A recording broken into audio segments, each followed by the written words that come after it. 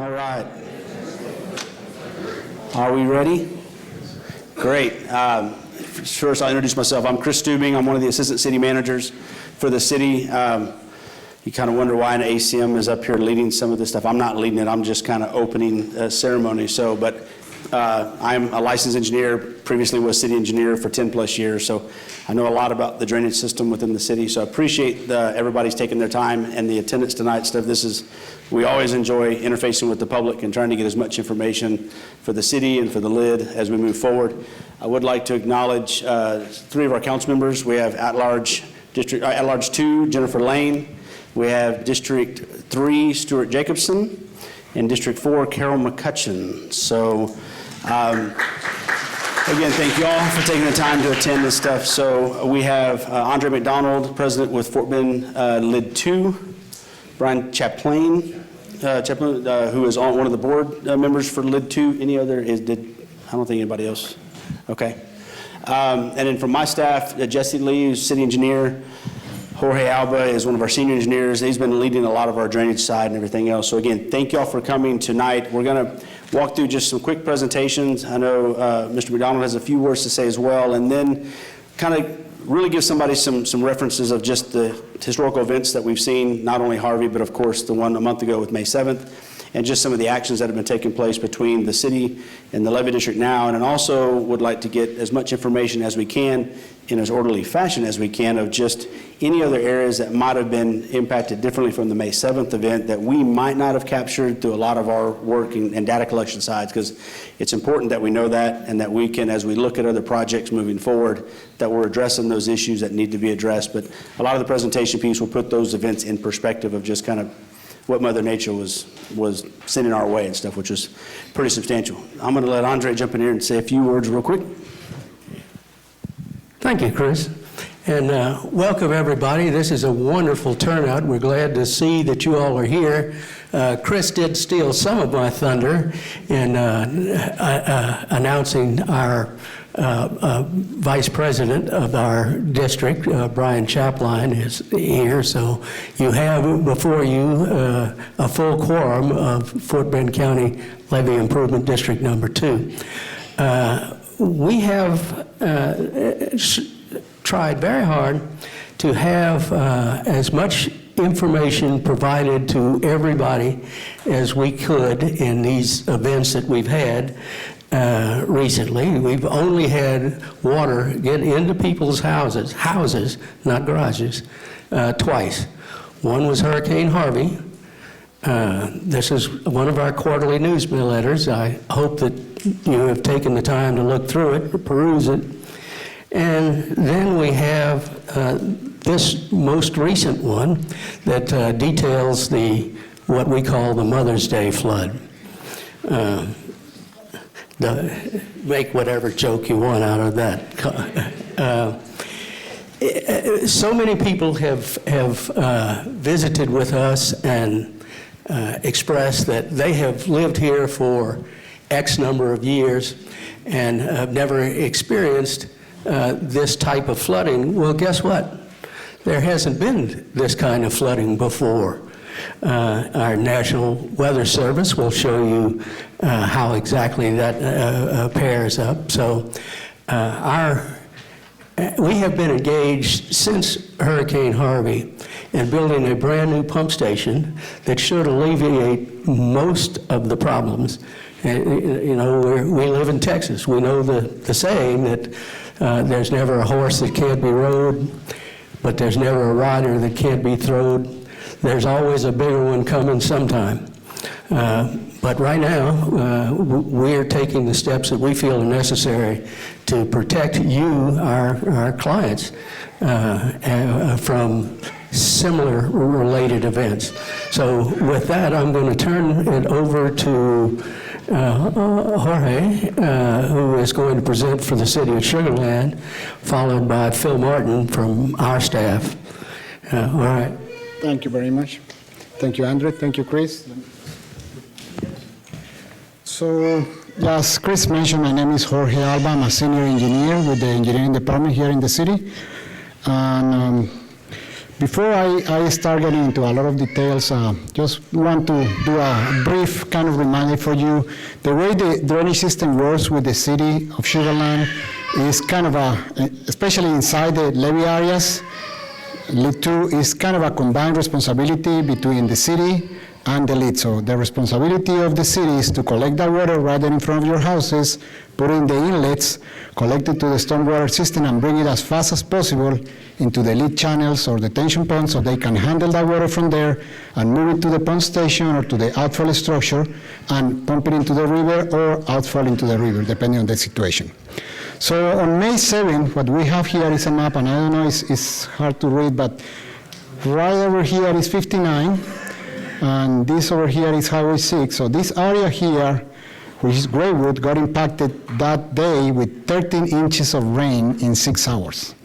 The area of LID 2 got somewhere, depending on how you measure, anywhere from 7.3 inches to 9.2 inches of rain in 6 hours. Just to give you an idea, yes, sir. Can you speak a little louder? We're having trouble with the back. Okay, I'm sorry. Yeah, I'll try to. Lower, please. All right, okay. Of the graphic, please. Okay, so what do you want? Zoom the graphic. Okay, so here, the graphic right here. So I was mentioning that the area of Graywood. I think she said zoom the graphic. Well, I cannot really zoom, unfortunately. But just to give you an idea, basically the amount of rain that we experienced in the city during that day in 6 hours on May 7 was 12 inches, more than 12 inches, 13 inches in the Graywood area in 6 hours. I want you to keep in perspective, that's 6 hours. And in the area of LID 2, anywhere from 7.3 to 9.2 inches in 6 hours. The 100-year design storm that we use for design, which is basically the storm that has a probability of 1% of happening in a given year, right now for the Sugar Land area is 16.5 inches of rain. So we pretty much got the 100-year storm, but instead of getting it in a period of 24 hours, we got it in a period of 6 hours. So I want you to keep that into perspective. So when we compare that storm that we got that day with Harvey, we got a lot more rain. We got anywhere from 30 to 35 inches of rain in the Sugar Land area, but we got that spread over 4 days, right? Once again, we got 13 inches of rain in 6 hours in the Sugar Land area. And then on top of that, during Harvey, we got 2 peaks of rain on Sunday and another peak on Monday. When we compare the rain that we got on May 7, that is the red line here. We compare with the first peak. You see where the first peak of Harvey was and when the second peak was here. We got a lot more intensity, high intensity, short duration rain in a period of 6 hours. Every single 2 lines here is a period of 6 hours. So basically these are the 6 hours that we got hit during May 7 event. So we look into more detail into the event. Here is the 9.72 inches that we got in 6 hours in one of our stations. Currently we don't have a station at Graywood. We are going to get one. Actually, it's being installed right now, but we don't have one right now. But in the other areas of the city where we got rain stations, we got 9.72 inches. What we got during Harvey was 3.3 inches of rain in its same 6 hour period. So when we compare, and on top of that, out of those 6 hours, we got 6.48 inches of rain in 48 minutes. All right, so out of that amount of rain, a big chunk of that rain fall on us in less than an hour. So when you compare that to what is that event, is the 100-year, the 500-year, the 1,000-year, that was equivalent to the 1/1200-year rain event. So it's a probability of 0.0028%. So if we were going to buy the lottery, we won it that day, literally. This is just the same comparison by comparing with the second peak of Harvey that was a little bit higher. That was on Sunday night to Monday evening. During that peak, we got 5.88 inches. Again, on May 7, we got 9.72 inches of rain. So that can tell you how bad that rainstorm was that night. This is just to show you, and the lead is going to explain this in more detail, but the way the lead works is they work in 2 conditions. One is when the river is low, their gates are open and they outflow. Every single drop of rain that flows inside the city is outflow by gravity, and the system is very efficient. We can literally get rid of any water when the river is low and we flow the whole area by gravity. But when the river is high, the river by itself push the gates closed like we have in this situation here.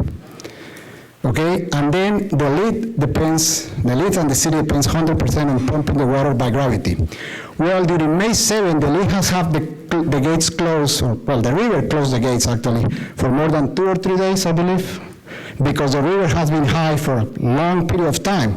So when we got all the rain, the river was already high and they were depending on pumping 100% at that time.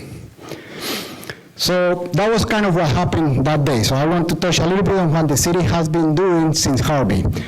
So initially after Harvey, as soon as Harvey finished, we had a study with lead number 2 that we completed immediately after. By October 2017, we already have analyzed the situation and we knew what was the problems and we started working on actual projects at that time. As part of that study, we initiated 4 drainage studies in different parts of the city, including inside lead 2, that we basically identified the critical areas, we prioritized all the projects that we had to do. We started that project in December 2017 and all the projects were done and ready to go in 2018. As part of that project, we identified 2 critical areas within lead 2, which is the areas of Settlers Park. We initiated 2 projects there, which are the Mesquite Row and the Greenfield projects, and Mesquite North. So those are the projects that we identified. They are under design. Design should be done later this year by about approximately October, November, and we are going into construction early next year in January 2020. So that's one project. We also identify as the issue that we have during this past May 7 event, issues in the south section of Austin Parkway. So we already initiated a study in that area also to identify possible solutions to the problem that we have over there. So all those studies are supposed to be completed in 2019, and we estimated how we need to start moving forward. The construction project that we're going to start in Settlers Park, approximate cost on that one is going to be $6.6 million, just to give you an idea. Also, in addition to that, during Harvey, we identified issues with the Chimneystone drainage. So we came up with a project that is we are calling it right now the Chimneystone Drainage Channel and Acacia Trunk Line. That project has a cost of approximately $18.5 million. Basically, it's this project here that takes all the flow in the most lowest and east section of lead 2. Basically, it's going to move it down to the south section to connect it with Dish A, that is obviously outfall into the Dish A by the Overbank County lead 2. Now, obviously, that project cannot be implemented until the lead doesn't have their pump station in operation for obvious reasons. So we are timing this and we are coordinating this study with the lead. So that's basically where we are right now in terms of studies and what we have done after Harvey and obviously after May 7. If you want to ask questions now or at the end. Okay. The microphone. Thank you. My question is that after the Harvey, that was a lesson for us. Mm-hmm. The geology of the Sugarland or the Houston is not like the other, like California or the other places. It's a very soft geology. After the hurricane, there was a lot of development in a subsurface geology. The second, the data you design for the Sugarland houses, it is a very old time. You told that that was the Harvey 2017 was the peak level. I think you have to collect more data, like a 200 years, and you have to design all the data on maximum flood level. I think there are no research studies. I don't know, I just came 2012 in America. I work with World Meteorological Organization in many countries. My PhD in the water, hydrology, I did from Ireland. So I think it need more research. Mm-hmm. I don't know how much allocation for research. Just like last month the water came, I live in the Heather Oak, and the water stopped, and 2 days my son cannot come out from the home, and I was staying some other place. So I don't know what strategy for future that we can prevent these things. We have to look for the subsurface drainage pattern, because it's the old houses, if the rain come again and again. So that's, I think I can address some of those in our presentation. We'll kind of talk about the study we've done to get here. yeah. Actually, if you don't mind, the president of LID 2 requested me if we can go through the presentation. A lot of the questions probably will be answered by the presentation anyway, and then we will take questions at the end for the city and the LID. That way we can move a little bit faster, if you don't mind. So let me pass it to Phil Martin with LID number 2. Howdy. All right. Thanks for coming, everybody. Let me get this going. So yeah, and we'll be around, after the presentations to take questions. We'll, and we have our email up, phone numbers. So if we don't get it, your question answered tonight, we will get it answered soon. Is that a little better? All right. Let's see. While we're up here, we got to get one plug in. We're in front of a public audience. So if you live in LID 2, as you all do, we'd like you to sign up for our email and text alerts. We send out emergency notifications during floods to let you know what's going on. Project updates, as some of these projects we'll describe, come up. The public meetings, including tonight. If you were on our mailing list, hopefully you got a message to welcome you to this meeting tonight. So lid2.com, it'll be the first thing that pops up. Agenda, we've already kind of covered introductions. I think we've introduced our board. Also wanted to point out, we're Fort Bend County, LID 2. Fort Bend County Commissioner for Precinct 4 is Mr. DeMerchant, and then Danielle with his staff is here tonight too, so I wanted to make sure everybody knew she was here. The county's represented as well. And my boss, Mike Stone. Yeah. I know who signs what. What's your name? I'm Phil Martin. I work for Mike. I've been working for the LID for about 6 years now. I've been working in LID 2 for about 15 years, so I'm pretty familiar with the community. I definitely see some familiar faces. I've worn a few hats, maintaining different stuff around town. Like I said, I've seen some of y'all here before. Some of y'all have sat through a similar presentation, so you're about to hear some repeat material. Because we have a very unique drainage system, we kind of do a levee 101 every time we get in front of the public. And it's very unique, very unique drainage system. So we kind of start at the beginning, work through what happened during the storm. Give you a little background on LID 2. We'll talk about what happened in Harvey, what happened a month ago on May 7th. We'll talk about some of the conditions that caused that flooding. We'll talk about some things that didn't cause the flooding too that we've heard. And then the projects we're going to do to fix it, to keep it from happening again, or at least to reduce the risk. And then, like I said, we'll take questions all night, and if we don't get them answered tonight, my email and direct desk line will be up there for you to call. So this is LID 2. We're about 5,300 acres of sugarland. Just to kind of orient everybody, this is Highway 59. This is Highway 6. You're right here in Town Square. We got about 8,300 homes, about 1,000 businesses, hospitals, schools, you name it. We protect a lot of things. That is our purpose. LID 2 is here for 2 reasons. We're here for flood protection, to keep the Brazos River out of your homes. We've been pretty successful with that, and we'll talk about that. We're also here for drainage, to get rainfall out of your community, get it into the Brazos River. We've had 2 issues with that. We'll talk about them and what we're doing to try to keep them from happening again. We have about, 11 miles of levee, that's the yellow line, all the way around LID 2. 8 miles of drainage channels, which are all these blue lines here throughout the community. And 2 big pump stations, and we'll talk more about their function. North of 59, there's the Mike Thelen pump station. South of 59, there's the Bill Little pump station. The smaller station pumps about 90,000 gallons of water a minute, and the Bill Little pump station pumps about 240,000 gallons a minute, which I think is about the size of an Olympic-sized swimming pool, so it moves some water. The district is divided up into 3 watersheds. So one's north of 59, that's this red one. It drains the Ditch F watershed. So everything north of 59 kind of collects in this channel, goes out through a gate or the pump station into Ditch H, and flows down Ditch H to the Brazos River. You can kind of see it poking out of the corner right here.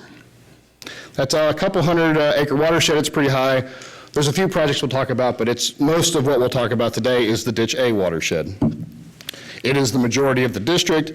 It's basically everything south of 50, from Oyster Creek up here on the north, US 59, to our west levee, which is Ditch H. You'll know you're out of the west side of the levee when you see the Smart Financial Center and Telfair. They're just over Ditch H in this area. All of the water that falls in this watershed collects in Ditch A. So up here north, Oyster Point, Sugarwood Highlands, you get into Ditch E, it flows all the way down here. A lot of the folks here tonight, I'm sure, are from Sweetwater, Austin Park, Chimneystone, Settlers Way in this area. All of your water also collects in Ditch A, and it winds all the way up here, makes a left-hand turn and comes out that same structure or out the pump station into Ditch H, into the river. There's also a third very small watershed. Our eastern border is a big center point right-of-way. It's about 100 acres of undeveloped land, and it flows out it was an old structure that was recently replaced right here called the Steep Bank Creek Outfall. You may have seen it if you've gone over LJ Parkway into Riverstone. So that's kind of who we are and what we drain. Like I said, there are two pump stations. This station at Steep Bank Creek is just an outfall. There are no pumps there. It's gravity only. Jorge showed this slide. I'll talk a little bit more about it, but this is what LID 2 looks like on a normal day. The Brazos River is down. Some rain falls in your yard. It ponds up in the street, maybe not, depending on how hard it falls. Gets into Jorge's storm sewers.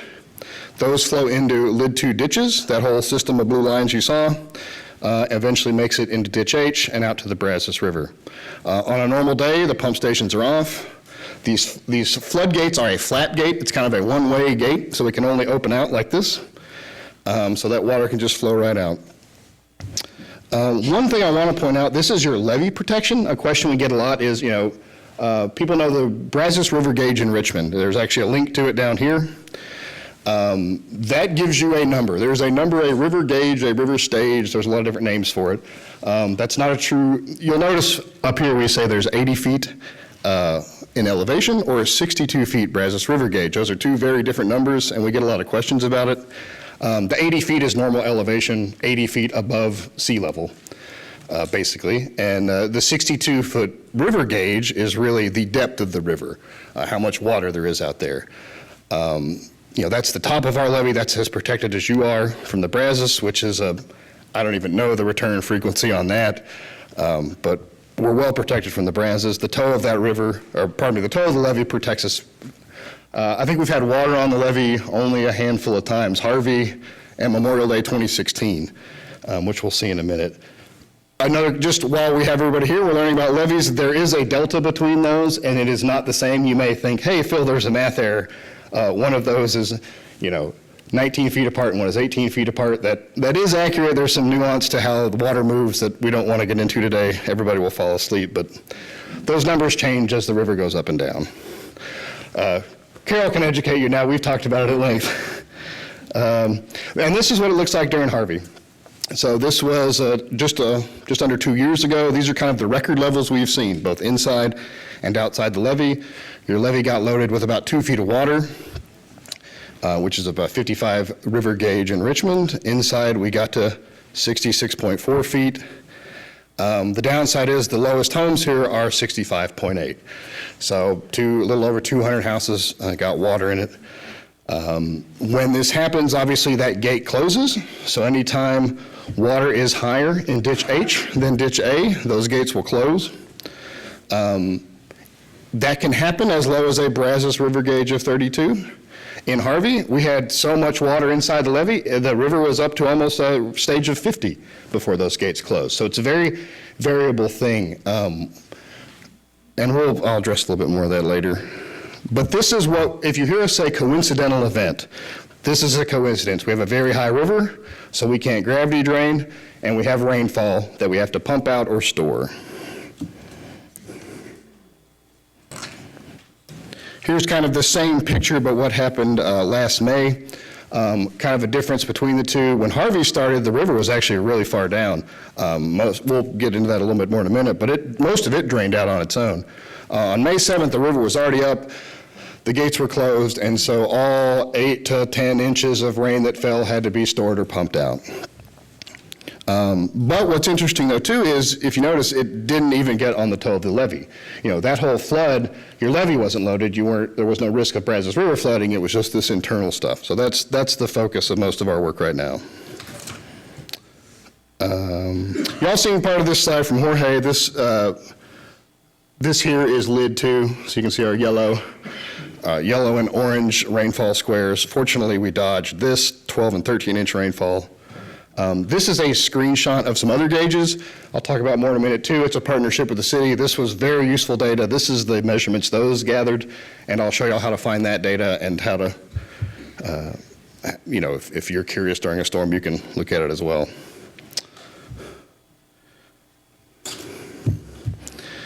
Topography. So this is what LID 2 looks like. This is how high or low the ground is. Again, I'll try to orient everybody. This is the blue. Anything blue on here is something man-stacked up, an embankment, a man-made structure. This is US 59, all those high lanes of the highway. This is Highway 6 cutting through. This Center Point easement, y'all are aware of on our east side. And then this is the Sweetwater Country Club, Sweetwater neighborhood, Austin Park. Austin Parkway comes through here. So blue is anything man-stacked up. Actually, you can see our levee embankment here. Really well defined. The green parts are, our highest natural ground, and then the land falls to the south and east. It gets lower as you get closer to this end of the district. You can also see, something I want to point out here is these orange, that's the street. That is, those are excavated, those are lower on purpose. That is a defined part of the drainage system. We intend for water to get there. And this really shows that. And anything in red is excavated ditch or actual flood storage, stuff we created. And we put this image up right before this one, which is what the water looked like in Harvey a month ago. I'm sure many of y'all are familiar with it, but it helps paint the picture of, the lower yellow and red areas are where all this blue is now. And these same areas were impacted: Settlers Park, Chimneystone, Austin Park, Sweetwater.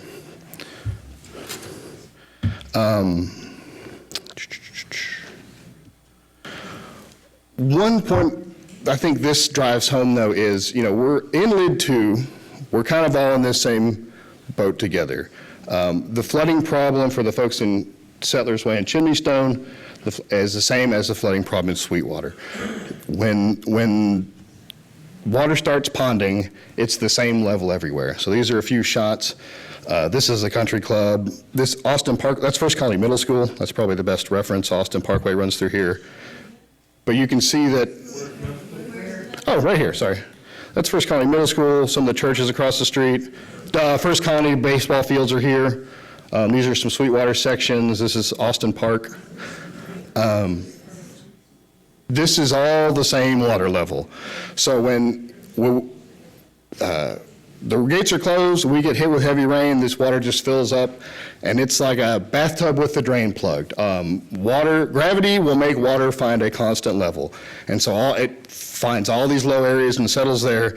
And so it was the same level essentially from Chimneystone all the way through Sweetwater. So we're all dealing with the same problem, and the solutions to that are all the same as well. That's a point we really want to drive home tonight.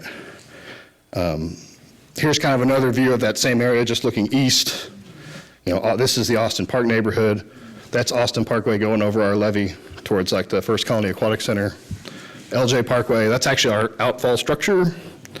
So again, you'll see the water in Austin Park is the same as the water on the course is the same as the water in Sweetwater. Oh yeah, actually you can't see it here. We'll talk about that small watershed, that the Steep Bank Creek, Center Point watershed. This kind of high ground, this is at the continental divide, I guess, the watershed divide between those two. That high ground keeps those two watersheds separate, and we'll talk about some of the implications of that in a minute as well. So how high did the water get inside the levee during these events? We got more rain than we could pump out or store, and so it came up in the streets. There's a lot of information on here. I don't think everybody will digest it today. We'll get this on our website, and there's a big board out front. We'll get this posted so everybody can see it. The main thing to look at is the red line is the water level inside during Harvey. This dark blue line is what it was like on May 7th. And up top is the same. The red is rainfall during Harvey, blue is rainfall during May 7th. These dashed lines show how when water gets into the street. So from, in Harvey, the red line hits this dashed line. That's water in the streets for a couple days. And unfortunately, this is the elevation of homes. So for 12 to 18 hours, we had water in people's houses.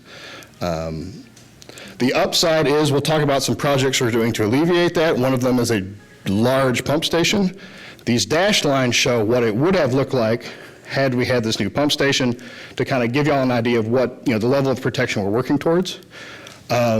Something worth noting, on May 7th, even if we have this new pump station, water still gets in the streets. Granted, it gets out much faster. We're also looking at some other storage projects. Like I said, we can pump it or we can store it.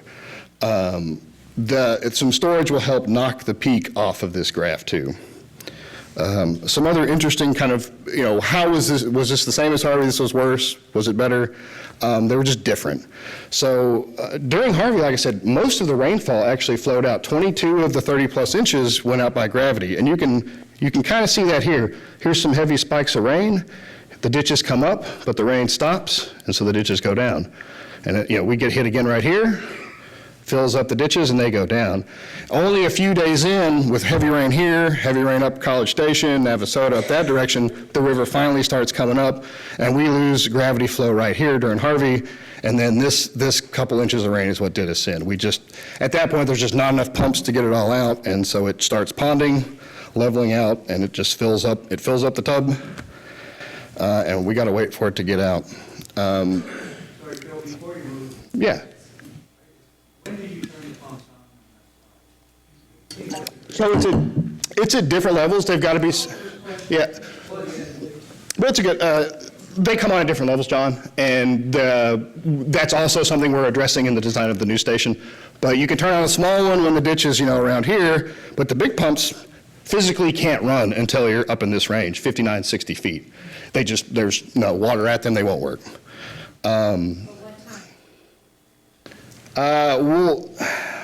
As soon, so here's the statement. Everything operated normally and as designed. So when the water gets to X mark, when water gets to, I don't have the list right in front of me. When water gets to 50-something feet, one turns on. When water gets to 53 feet, the next one turns on. When water gets to 59, all of that worked fine. We didn't have any pumping issues. They all ran as they should, both in Harvey and in the May 7th flood. Actually, in the May 7th flood, we knew the bowl was full. We knew we had to get water out because there was more rain coming, if everybody remembers, and we brought in all the extra pumps we could. Granted, these portable pumps are much smaller than the ones we have in the station, so it helps some, but it's not, what we're building is really the ultimate solution. Something else to point out too, like during, with this new station, the peak in Harvey moves back a whole day. Hurricane Harvey, because it was a nice gradual rainfall, this new station can't keep up with it. Water doesn't get into the streets, and the flood peak is actually a full day before during this heavy rainfall. It's not even occurring here. It's allowing the bowl to get emptied. And we'll take lots of questions at the end. One other thing to note, there were some comments about, May 7th, our streets seem like they stayed flooded way longer than during Harvey. Well, and that's what we want to point out on here is, you see the red and blue lines draw down at the same level. That's that same pumping curve. So, these pumps pump 240,000 gallons a minute, and that's what it looks like. And so it did draw down about the same, it draws down at that same rate. Harvey started a little higher, so it lasted a little longer. And you can also kind of see how some of these secondary rains come in and raise the level up. So the new pump will take this out a lot faster. It'll be this, it'll be, instead of taking all these days to get your streets dry, by the time y'all woke up, you see this dash line, how it just drops right off? It would all been out the next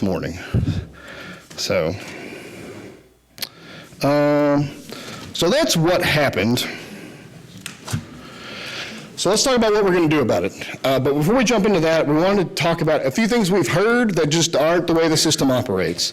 There's been a lot of development. This is a 40-plus-year-old community. They started engineering this thing in the mid-'70s. Things have changed a lot then. A lot of new neighborhoods around us, but the problems we faced in these two storms were not caused by them. This was an internal drainage issue inside the levee. The steep Bank Creek Outfall, there's been talk about that structure. I'll get into it a little bit more later as well. That was not redirected into Ditch A. Those watersheds stayed separate throughout the event. That watershed from the center point easement and Steep Bank Creek, it wasn't diverted from Riverstone. It was, it stayed in that one corridor. It didn't get over into Ditch A, into Austin Park or Sweetwater. We did have a big ditch construction project going on. That ditch was torn up, but we're still working on it now, but that, again, isn't what drove this flooding. It was just simply more rain than the station is designed to handle. And another question, we get this question a lot too, when are the floodgates closed? Did y'all close them yet? And it's not really up to us, it's up to gravity. We let physics and the rotating earth handle that for us, and water. When the water's higher outside the levee than it is inside, they're closed. If the water gets higher inside, it'll push, even if it's only a foot difference, if we've got a little bit more water inside, it'll push its way out. And this is another place I want to reiterate. During both events, the pump stations were manned, operated, all the pumps worked. We didn't have any major, there were no issues, other than just they run more than they need to. So what are we going to do?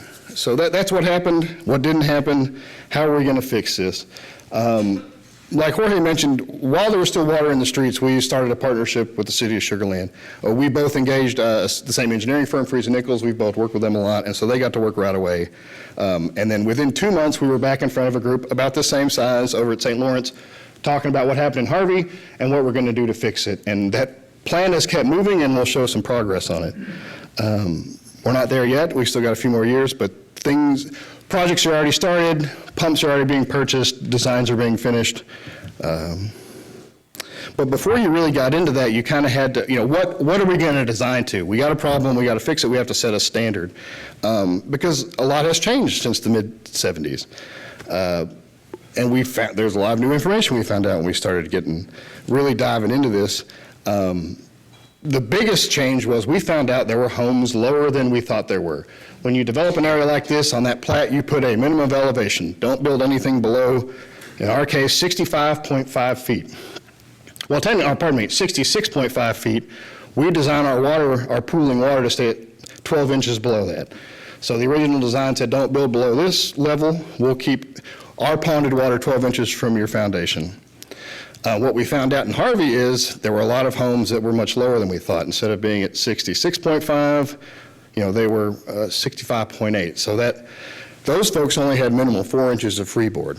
And then in the last 20, 30 years, 12 inches is no longer an acceptable amount of freeboard. It's now 18 inches. And so we have this extra foot, over a foot we have to deal with to keep the same flood risk. Something that compounds that too is this drainage area is shaped like a funnel. So at the top of the funnel, there's a lot of storage. But if you take off that top foot of it, you're losing, several hundred acre feet of storage. And so that drives the projects we're going to do. If we have less area to store it, we need more pumps. And let's see. And I think the other big change that happened is, the design rainfall, the coincidental 100-year rainfall has changed for our area. It was, I think Jorge touched on it too. It was 12 inches before, it's now over 16 inches. 33% increase, impacts everything we do, building storage, building pumps. So these are a lot of factors kind of driving what we're gonna do. And so these are the list of projects we're working on to fix this. Increasing pump capacity, both in the Ditch A watershed here, but if we're going to set a standard here for you guys in Ditch A, well, we need to make the same thing happen in Ditch F, right? So we're going to improve both those stations, give everybody in this district the same level of, the same level of protection. And your board of directors was very deliberate about that. We looked at all options, and they wanted to provide the same level of protection for all folks and do it as quickly as we could if economically feasible. We think we found a way to do that. Not only is it just the right thing to do if you're a flood control district, right? You got to get water out, you got to store water, but it's also just the right thing to do for your neighbors. But it's also, it keeps property values up. We realize this is an older district. People have a choice of where they live, and we want to provide the same flood protection for you folks that have been here 30 years as somebody that bought a new house right down the street. And so all these designs, all these projects are geared to give you that same level of protection. So pump stations are a big answer for that. Widening Ditch A is another project.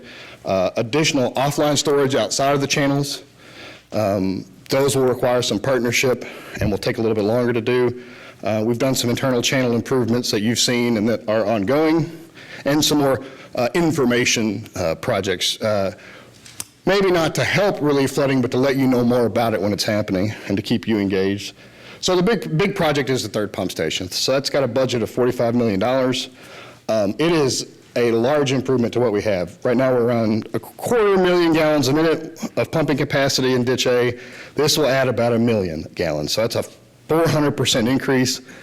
Again, driven by, wow, it seems like we were really undersized. Well, that large number of this new station is driven by finding out we have lower homes, meeting latest design standards, and having those design standards handle these new rainfall numbers. Some key features of this third pump station worth pointing out too. That was a poignant question. We can't turn on our big pumps so the ditch is real high. Well, this new one, we're going to be able to turn them on with just 6 feet of submergence, which really just means we're going to dig a really deep hole. We're digging a 40-foot hole in the ground to put a giant pump in, but it means we'll be able to kick these things on quicker so they're more effective sooner.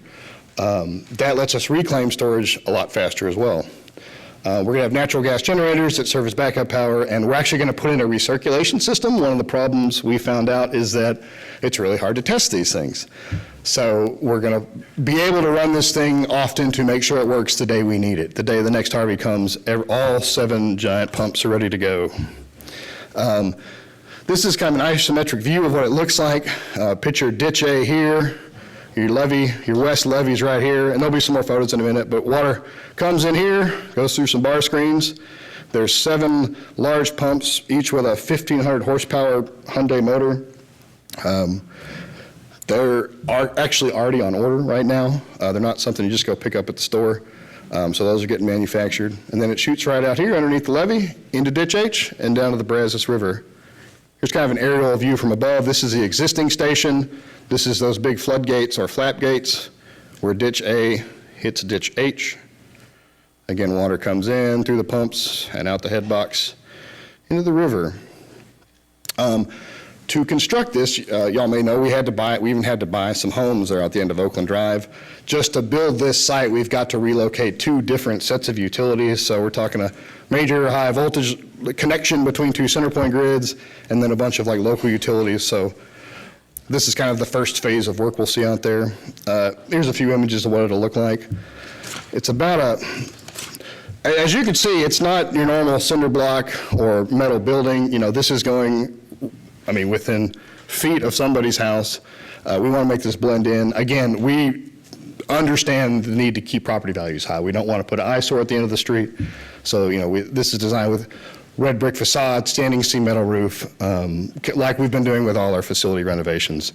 Try not to make it overly tall. That's about a 32-foot peak, which is about, if you've got a 2-story house with a high roof, that's about 30 feet.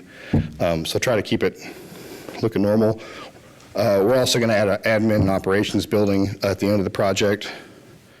And this is kind of if you lived on Oakland Drive and got to the end of the cul-de-sac, this is what you would see.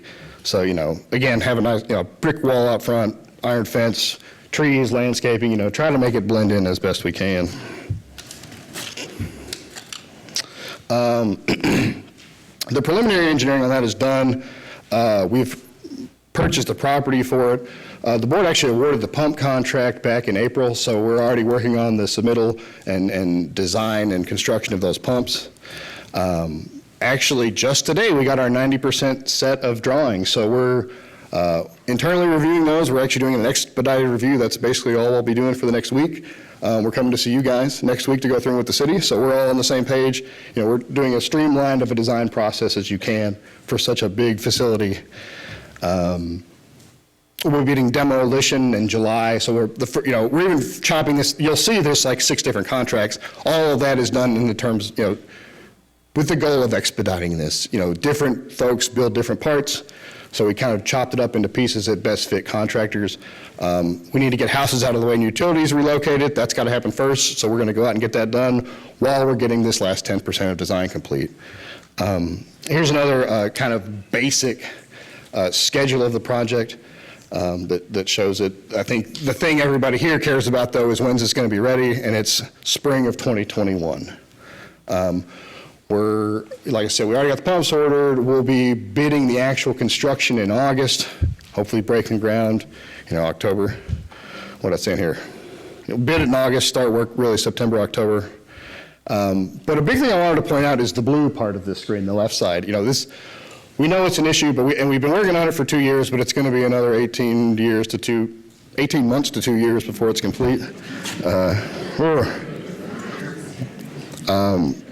Something ironic, we'll actually be bidding it around the 2-year anniversary of Harvey. So while it seems like a long time, if you're in the engineering field, identifying a problem, looking at the field of solutions you can do, picking that solution and designing it and bidding it within 2 years for a $50 million project is a relatively quick turnaround.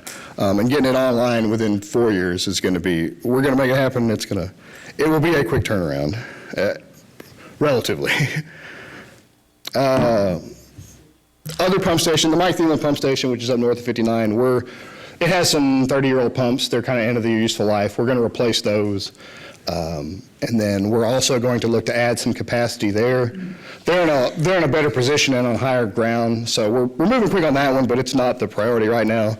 We're about to increase their capacity 10 to 15%, and then this phase 2, adding more pumps, will actually increase it another 175%. Again, all of this is to update to the latest standards and to deal with these new rainfall numbers. So there are large increases. Another big project that will really help the district is widening Ditch A. This is the storage project we can move on the quickest. We own this land. We've got, thanks to the voters, we have a $88 million bond authorization a few months ago, so we've got the funds to do it. So we're going to go widen that ditch as much as we can. Every shovelful, where the water was during both of these events, every shovelful of dirt we can remove where that water was sitting is a place for it to go that's not your yard or your house or your garage. On this picture, the red lines are our right-of-way, and these yellow lines are roughly the top of the ditch. And so what we're going to do is try to push it out like that. We may even bring it over closer to the edge of the right-of-way, but there's some parts of the ditch we can shave 10 feet off the left side, some we can take 20 foot off the right. So we're designing right now how much storage we can get in that main channel.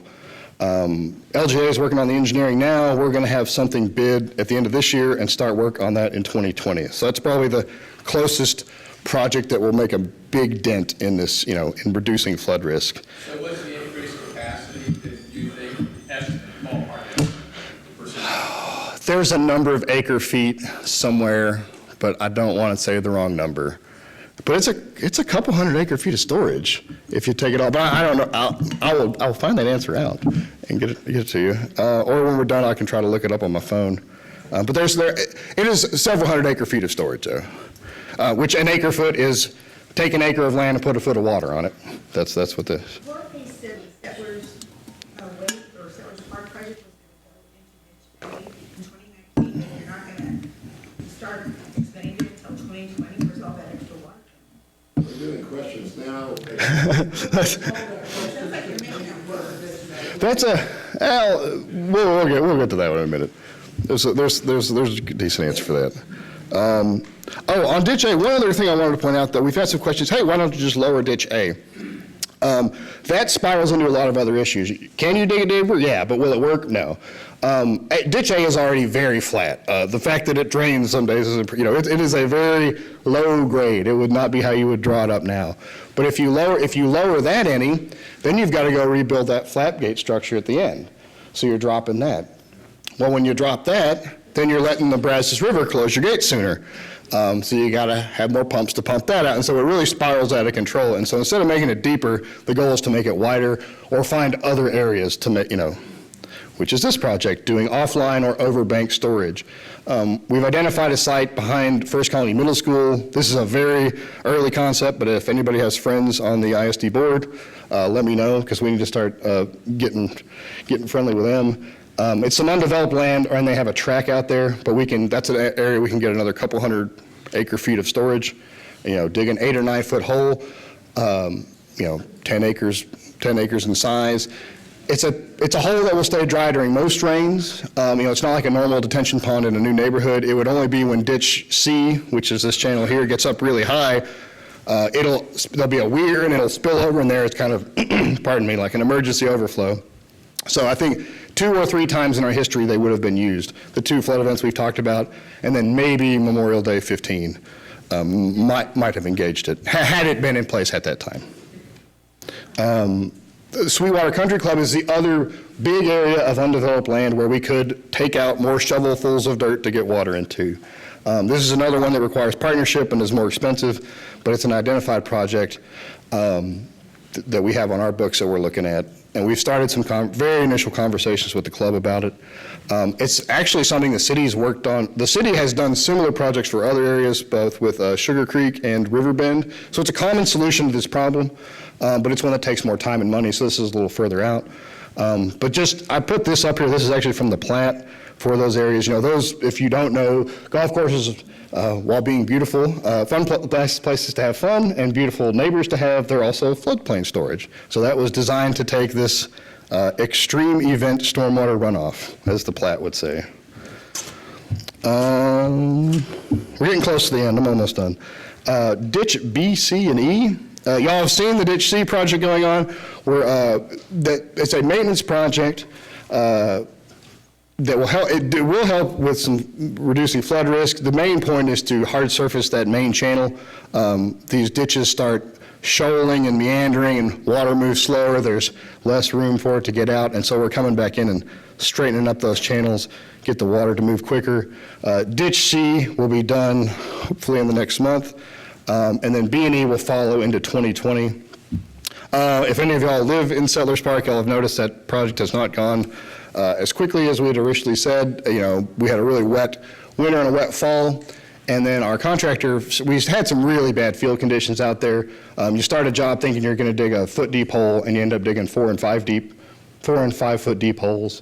The scope has really expanded on that one. So we're going to take a step back and kind of redesign how we approach B&E.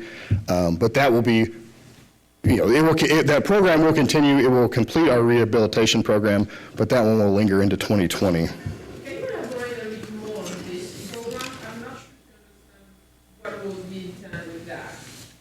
So what was the intent of this program and how much it cost? Let me look that number up. I don't have it off the top of my head. I think it's in the $10 million range for the whole program.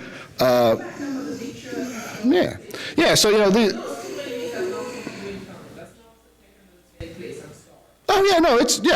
not. They're definitely different channels. It's the same problem though. All these streams want to wind like that. That's just the way water and earth work together.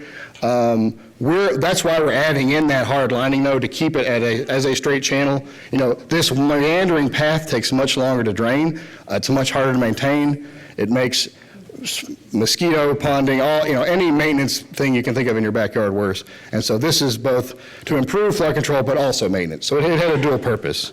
So I would take a look at this series because of the sidewalk falling down right now. And it's I was gonna say, let me take some questions at the end, but it's not done yet. Yeah, they still have cleanup work to do. It was going to be complete soon. Yeah, hopefully the next month.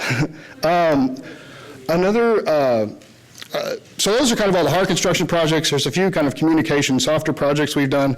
but I think they're definitely worth mentioning and be of interest to you folks. This one's a partnership both with Harris County and the city of Sugar Land. We add in a lot of rain and stream gauges into these channels. I lived on this website the night of May 7th through that whole week. We keep an eye on how much rain's falling, how high these streams are coming up. We replaced 2 of our old ones with newer technology and then added 5 new ones around. Anybody can go on and look at these. This is a screenshot of the rainfall. This is what the ditch levels look like. This is the screenshot from May 7th. Ditch A started way down here and rose quicker than anybody's ever seen it rise, and then slowly draws down on that pump curve you saw a few slides back. And again, this is ditch H in the Brazos River outside. Already very high. Our gates are down here, so we were well submerged and stayed that way. All right. Let's talk about Steep Bank Creek outfall. So remember that most of the district is the big Ditch A watershed. There's this little strip over here that's the center point right away that goes out Steep Bank Creek. So this is kind of a zoomed in version. Our east levee, here's that structure. Here's the water coming either way on center point easement going out into lids 15 and 19. And then here's Ditch A, Austin Park, Travis Park, Sweetwater. So all that water goes the other way. And this is that high ground we pointed out in that picture that kind of divides the 2 watersheds. So that's what's going on. So after Harvey, we had some flooding in Lid 2. Our neighbors in Riverstone had some flooding as well. They had some very deep flooding that lasted several days. And they're in the same boat. They have a problem. They want to try to fix it. So they came to Lid 2. They came to a lot of their neighbors asking, hey, is there anything you can do to help? And of course, we're going to listen. We're not going to turn them away. Now, we may not be able to ultimately provide the help they want or do it in a different manner, but they asked us if we could look at it. And so because they're there, lids 15 and 19 now protect that outfall. So that center point easement can drain to when the Brazos River was up during Harvey, that center point easement still could drain into Riverstone. It is protected. And then lids 15 and 19 have to take that water and pump it out. And so we looked at what would happen. Hey, is there anything you can do to help? So we looked at it. Didn't come up with an answer that'll work, but we looked at it. If we could close that gate and redirect it into Ditch A, is there anything we can do about it? We couldn't find a solution, and we haven't got there yet with anything that will actually work. And the Lid 2 board is not going to agree to build or operate any of those structures in a way that increases your flood risk. And quite frankly, and Lid 15 and 19 wouldn't ask that of us either. They asked for help. Is there anything you can do? Internally, we looked at it, and we said, there's just nothing we can feasibly do. And so that's where that issue is. You may have heard us talk about it, but it was something you looked at, but nothing actually happened. This is the way water has flowed since this area's been developed, and it's the way it flowed during the May 7th flood. Based on the current plans. Yeah, there's a project somewhere that's redirects to, yeah. Mm-hmm. Correct, and we're going to end up reallocating that to something else, or, yeah. Nothing is on the books right now to work on that structure. Improve and enhance communications. Y'all have probably received some of this. Emails and text alerts we touched on. We try to put out more information during an event, what these water levels are. We have those gauges up so everybody can see what's going on. We're even going to add some more information to our gauges that show like the street ponding and house flooding levels. So if you want to keep score at home, you can kind of see if the water's, heading your way or if you've got several feet. We're also looking at some forecasting of that. We know with all this modeling we've done, we kind of know when we get rain, what it will come up to. But more importantly, I think how quick it will draw down. We're still kind of tweaking that. It's not quite ready for public consumption, but we're going to try to get some forecasting soon too. So when y'all woke up Wednesday and water was in your streets, we could have easily, it's going to be there for 5 hours or it's going to be there for 48 hours. We're trying to get better information on that. And obviously, y'all get our newsletters. We do these kind of meetings twice a year now. All this stuff is up on the website. If you want to see what we talked about in the presentation right after Harvey, it's up there. And then every spring and fall after, all those updates are up there. So you're all welcome to go look and ask us questions about them. And I think that's it. That's probably enough levy for one day. But now I think we can take questions. So. All right, I'm going to try to MC the question piece. So I will work my way back around. So I'm going to start over here with this young lady first because she had her hand up politely. So here you go. Okay, Jorge said that the Settlers Park project to direct the water to Ditch A was going to complete in 2019, but you said Ditch A isn't going to start being widened until 2020, so where's all that extra water going to go? Yeah, okay. Right now, Settlers Park drains into Ditch C, and Ditch C goes to eventually end up in Ditch A. We are not redirecting that flow in any way. It's going to still drain the same way into Ditch C. What we are doing is making that stormwater system more efficient and improving the outflow into Ditch C that goes eventually into Ditch A. So there is no more water going there. It's just we are making it go there faster and in more efficient, so it doesn't sit on the streets longer than necessary. You have a map that would show exactly. Yeah. Sure. I'm going to add a little Let me bit show my map. to. Yeah, I think. go for it. No, what, Oh, yeah, you got your own. I already found that map. I'll explain a little bit. So we're adding an additional outfall.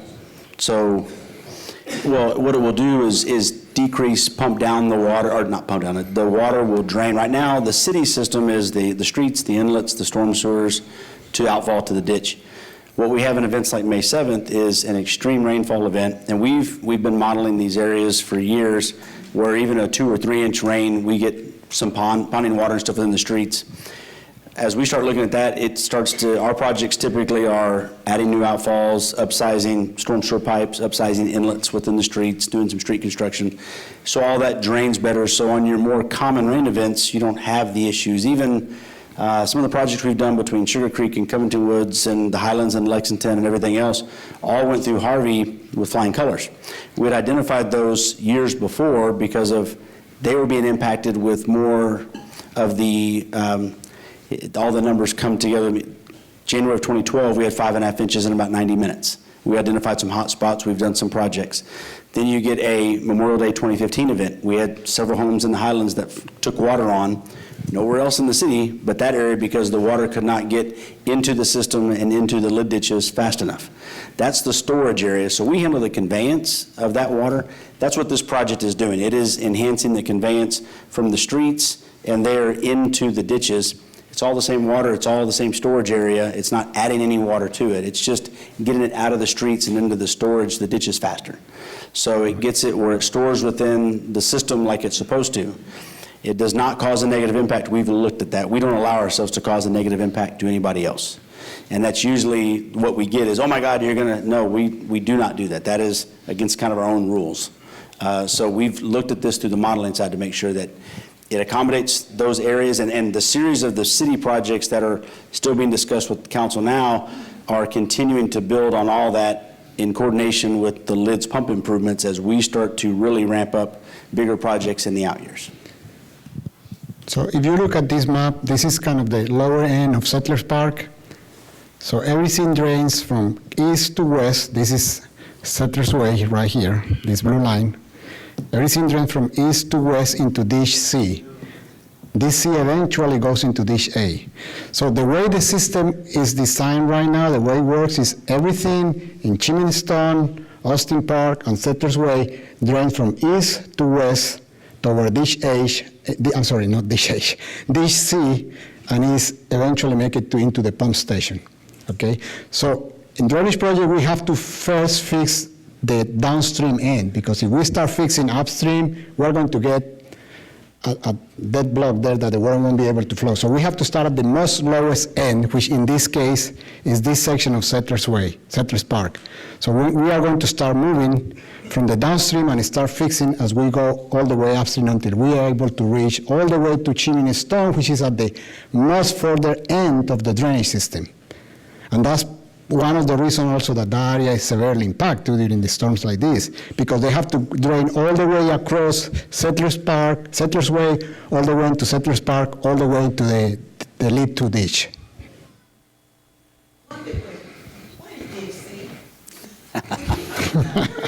Ditch C. You have a map? Yeah. This is Ditch C right here that, yes, it runs past middle school. Yes, ma'am. Yes, yes. We have found Ditch C. Okay. flooding event on the other side of Deep Sea. Yes, sir. That also That's why we're here tonight. Nobody needs to feel left out, trust me. I hate the fact we're here anyways. As an engineer, especially for this great community, the last thing I wanted is a Harvey to occur, but I don't control Mother Nature, neither does our council or anybody else, or a May 7th event. Those are unprecedented rainfalls, and that's very important for us to all just keep it in mind. Those are unprecedented rainfall events. We've never seen it. Ditch C work is going in the capacity, and Mike and them, the capacity didn't change. The work is ongoing, but all of the outfalls worked fine. That was a matter of that much rain in that short period of time, filling all the streets and everything else up. So as we go through, we get a question here real quick. Yes, there's a lot of improvements and projects on the way, but what happens a month from now? We have another major event going into hurricane season. So I'm talking way too much here, but this is fine. So again, these, forgive me, I wish we could snap our fingers and these $100 million worth of projects would be done. It doesn't happen. So we are working as best we can. You heard Phil talk about the LIDs, the communication, those efforts they're making there. The city is working. Social media becomes everybody's best friend during natural disasters because we're covering information. The other thing we are doing with our relationship with Harris County Flood Control, they do all of our maintenance on our ditches as well. They're actually working on a notification system that you can sign up for as well. They're supposed to be releasing it here in the next week or so, that you can sign up and actually pick updates. So if you want to be updated when there's an inch of rain per hour, or if there's 3 inches of rain in 2 hours, you can be updated, you can receive notifications. So again, the best thing we are doing right now, until these improvements get done, is really making you aware so you can help control your own destiny. And again, staff, we are constantly working as far as on what gets done. But these projects take time, they take a large investment, and we want to make sure they get done right because again, back to, we don't want any negative impacts with the neighbors. So I know that's not the answer everybody wants to hear, and we can't just pump a bunch of air underneath and lift Sugar Land up about 8 feet. When I moved down here from the North Texas area, it was flat and a river that runs through it. So you have to learn differently. The storage is a key component. A lot of the projects we do from the city perspective are storage in certain areas and underground. You heard Phil mention golf courses. We've done several of those. Trust me, there's a slew of engineers that are working on problem solving with what these areas are, but at the same time, there's price tags that come with all those, and there's time and duration just to get them done. So we are working with a series with our city council on some of those, and I know the levy district is just really, moving in high gear to get these projects done. So okay, hold on, hands real quick. She was first. I'll get my steps in. So the basic answer to that question that was just asked is that we have to prepare ourselves again for another flooding event, and that we could potentially flood. Is that the answer? Yes, that's the short answer. Yes, ma'am. I'm not gonna lie to you. I'm not gonna tell you that all the problems are gone, because if we get another 11.5 inches today, like we did May 7th, you will see the exact same results. Yeah. You live in the Gulf Coast region, you should be flood insurance. Yeah, I was going to say, flood insurance is, the one thing you can do to protect yourself is go buy your $450 flood insurance policy. Yeah, flood ready, it is. Mine, everything's going up. Yes, sir. Can I ask a couple questions? Sure, go ahead. Okay, first of all, how can we make sure that this East Bank Creek Outfall project doesn't come back alive? Because sometimes these projects die for a short amount of time, but then they come back because of a coordination or a desire of another one. So, we want to make sure that this project doesn't come back, because I'd like to point out that according to the information that was handed out in 2017, that discharge is from that Deep Creek outfall is 225 CFS, and that represents about 42% of the total pumping capacity of the existing pump station, because that's 539 CFS. So if you think you can direct water to the west and not have an impact, you're sadly mistaken. Oh, yeah, no, I'm like, So we definitely we need to make evaluate sure that. that thing is put to Yeah. bed, dead, And gone. these guys aren't going to let us, the city, our board won't let us do something good. And what we wouldn't want to hurt ourselves, shoot ourselves in the foot. This is America. Nothing ever is ended in this country. But Oh, that's true. the second comment I have is I can appreciate the intensity and the total rainfall, but when you compare on these semi-closed drainage systems that rely on a pumped outfall, it's usually the total rainfall that'll drive elevations as opposed to the intensity.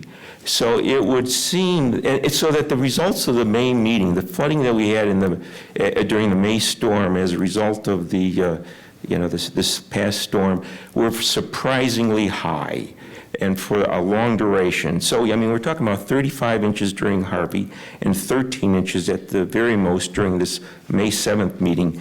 So, that's 3 times the volume of rainfall we had during Harvey. And again, because of the long time that it takes to pump out, these quasi-closed systems are more sensitive to total rainfall than they are to intensity. It takes both, too. The pump station can help with the Harvey, where it's a longer, drawn-out storm. So we have time to regain that capacity. But like shown here, the pump station, well, it keeps water out of people's houses. You need storage to really help knock the top off of that. And the problem and solutions are both a balance of, both those intensity levels, sorry, how quick it falls depends on the solution. Some storage works better in some cases, pumps work better in other cases. And so you've got to kind of balance those two solutions. The other issue in Harvey, over 80% of the rainfall flowed out the gates through gravity. Yeah, Never touched by the pumps. All this bit here. Only the last 16 to 24 hours was pumped. The actual rainfall with So the gate- initial stage inside the reservoir, inside the levee system was lower during Harvey. so back here it was. Can I come back? We got a couple others. The green dot is where we lost gravity outfall, and the rain after that had to be pumped. Prior to that, so 20-something inches of rainfall flowed out, never touched by the pump. So, but the initial stage in the interior of the system, was that lower, the initial started Harvey? Yeah, it was empty. It was empty. Empty, yeah. It was empty, and that's the bottom of that red line at the bottom, right there at 5.5. Yeah, there's nothing in here when it There starts. was nothing there. And the river was low. The river was And then it went 15 up, feet. and it went back to nothing. And it went up, and it started draining back. But at that green dot, and it's because the Brazos River was low. And let me tell you, over 45 years this district's been in place, we've only really had a couple of coincidental events where we had high river and high rainfall. Allison was tremendous rainfall. Brazos River was low. Pumps never ran during Allison. The water flowed through. I think, In the duration of this district, from its inception, the pumps that were sitting there for 40-something years that we replaced really 6 years ago, really never ran in anger except a few hours. The only time they ever ran was in testing. But the last 5 years, we've run the pumps more than we did the previous 40 years. Hey, Mike, we're going to move on with, got a question back here. Hold on real quick. So actually, I hear talking about RV a lot, but nowhere I'm seeing or hearing about the Memorial Day flood. That's probably was the most similar event to the one that we had in May, where we had, if I remember on the top of my head, something like 18 inches of rain in 5-6 hours. So that will be a much more similar event, and it was in 2015, not 16, if I remember well. And my second question, so this one I think it will be interesting to compare the number with. The second one is, and I get back on the ditch C and the so-called improvement you are doing onto it. House value have dropped. I can see that on my neighborhood, on the market. Water is going nowhere. The side of the ditches are falling apart. The stone that you're putting down, some of them got loose with the rain event. You sure this is an improvement? It's an incomplete project right now. There are issues out there that are still on their list to fix, and it's not done. The ultimate solution, the ultimate project when it's done will be, all the block will be there, the ditches, slopes will all actually be graded. I mean, there are a handful of areas that still need work. We're not, and it's an incomplete job. In the next, yeah. Now, again, like, what's driving the water level is not ditch C being in halfway through construction. It's not having enough pumps and storage to handle this ponded water. So why are we even bothering doing those work and spending those $1 million if it's not a problem? Oh, I mean, what's that? It doesn't, I mean. Construction are not the problem, why are we spending the money and are we not speeding up on the time? There is something I don't understand. Say it yourself. I think the answer is they're spending money on all of it. Yeah. The channel lining improvements are as Phil said earlier. But you just said has nothing to do with the pitch. No, but. Why are we even spending money on the It's not causing the flooding you've seen recently. That's right. It is a solution to some of these other drainage issues we have, though. And if I can real quick, the Memorial Day event you're talking about, so 2015, we had about 10.5 inches in Sugar Land. 2016, we had about 3 or 4 inches in Sugar Land. Northwest Harris County had about 17 or 18. So we've looked at the numbers, the actual modeling that was done after Harvey. We used the 500-year rainfall event, which is similar to what the new 100-year Atlas 14 stuff is. So we've taken those conservative approach and stuff, looking at those numbers right back here. Thank you. Representing the Austin Park neighborhood back here, one of the more low-lying areas of LID 2, were there any special considerations given to the low-lying areas in all these projects that we're working on? Because our area floods, it's more impacted by the floods. And then second question, if I may, as the gentleman previously said, nothing is dead in America when it comes to what our elected officials choose to do. And so I guess my question is to the board of directors of LID 2 that are appointed by our county commissioners, as long as you, the board of directors in place, where you pledge to this crowd today that you will not allow Steep Bank Creek to be redirected from Riverstone into LID 2. So that's question is directly to the board of directors that are present. Thank you. I'll talk about later. First of all, we have a quorum present. We can't answer any more questions. If you'd like that answered, you can ask to have that put on a board. Future board meeting, that's right. And we can handle it. What's the process to do so? To get it on the agenda? You can contact us through our. This doesn't count as contract? You can do it through the. That's the laws of the state of Texas determine how we can operate, and just as your city council cannot operate that way. So.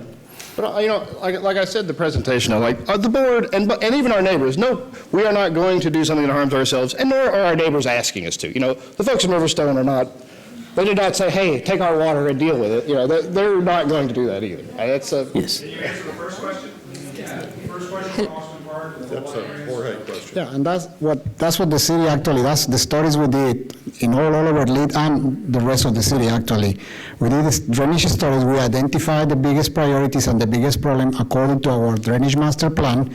We prioritized all the projects that we have identified. We have submitted those already to City Council in the CIP from 2019 to 2022. And right now we are going through the list. So we are addressing from the worst or the highest priority to the lowest priority. So we are addressing, but we have a limited amount of funding that City Councils allow us to use every year. And we address it as fast as we can within the budget available. Okay. Hold on. We got. The turn line. Hold on, we're gonna go down a whole nother road of education, which we can do, I think, a little privately by subdivision if we need to afterwards, because trunk line is basically the main line carrying your stormwater that laterals tie into. But there's a series of projects we have. I think to answer yours, the pump station is the #1 key first. That helps that water internal pooling elevation stay lower. Yeah, in terms of differentiating, exactly right. So. It all works together as a drainage system. Yeah, so that takes investment everywhere. The cause of and solutions to, from a levee district's point of view, what causes flooding, what will solve it is the same for Austin Park as it is for Chimneystone, as it is for Sweetwater. It's all, water ponded in the lowest end of the tub. And so we can't fix or do anything different for anybody. It's the same solution globally. Okay, I have two questions. The first one is, we know that Harvey brought us unprecedented rain. So, and there are a lot of projects being mentioned. Is there any project that has already been done successfully? Even if it's just a little thing, that since Harvey, you saw that amount of rain and you saw, okay, we need to correct this, and now you can report us that that has been corrected positively. Well, that's the first question. Second, you told us initially that you were going to mention what are the things that didn't cause this problem. Please let us know that so many neighborhoods, new houses being built around us didn't cause this problem. Please let us know that all those ditches and all these levees were considering that all these new houses were being approved.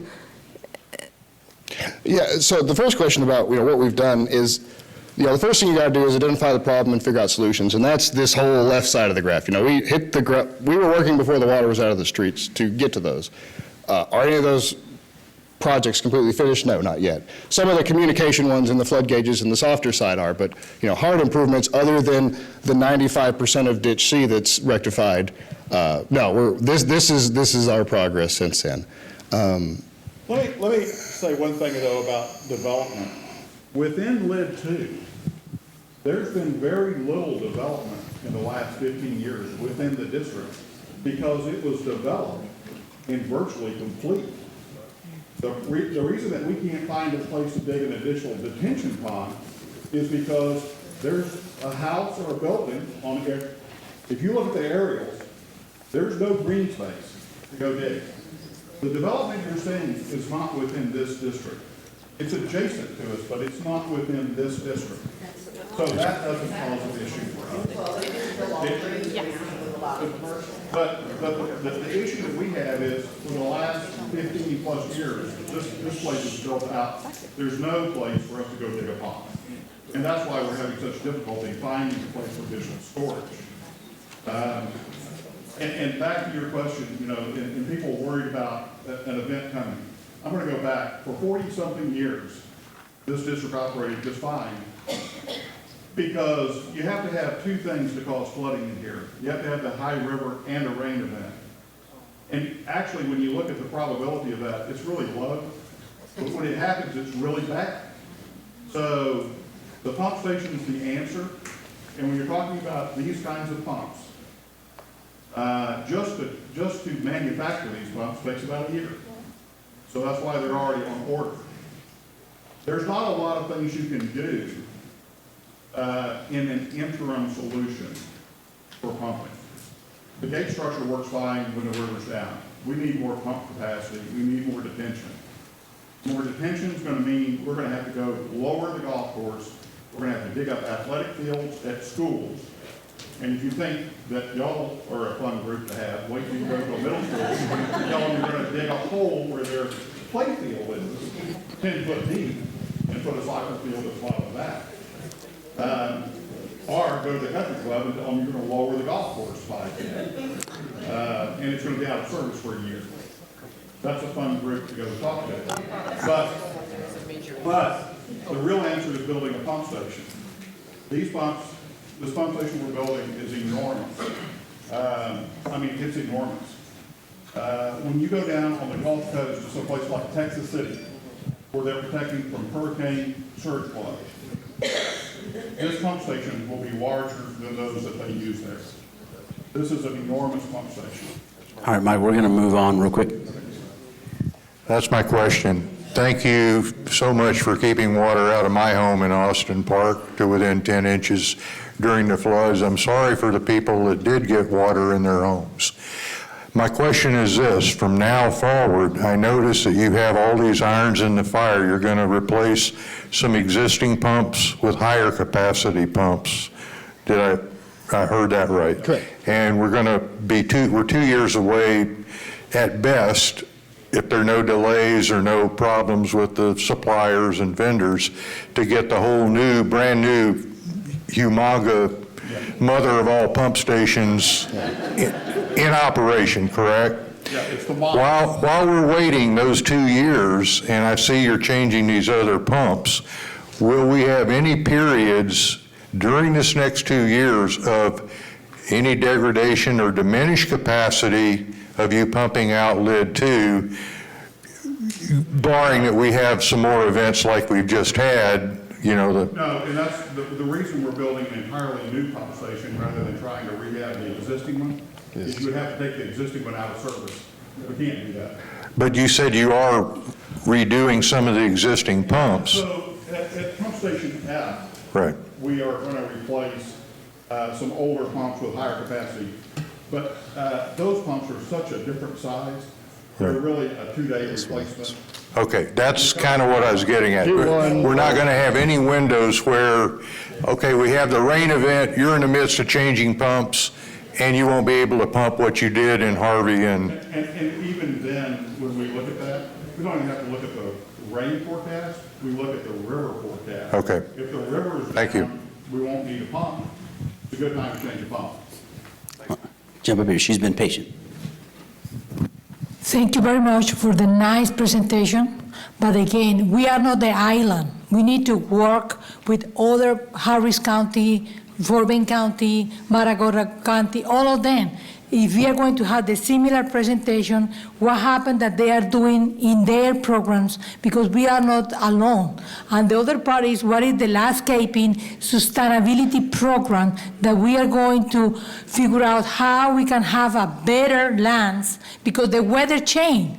This is completely clear right now, and what happened with the roof, what happened with the landscaping. We have many areas that have big developers that they change land with trees. Now we have houses and a big area with concrete.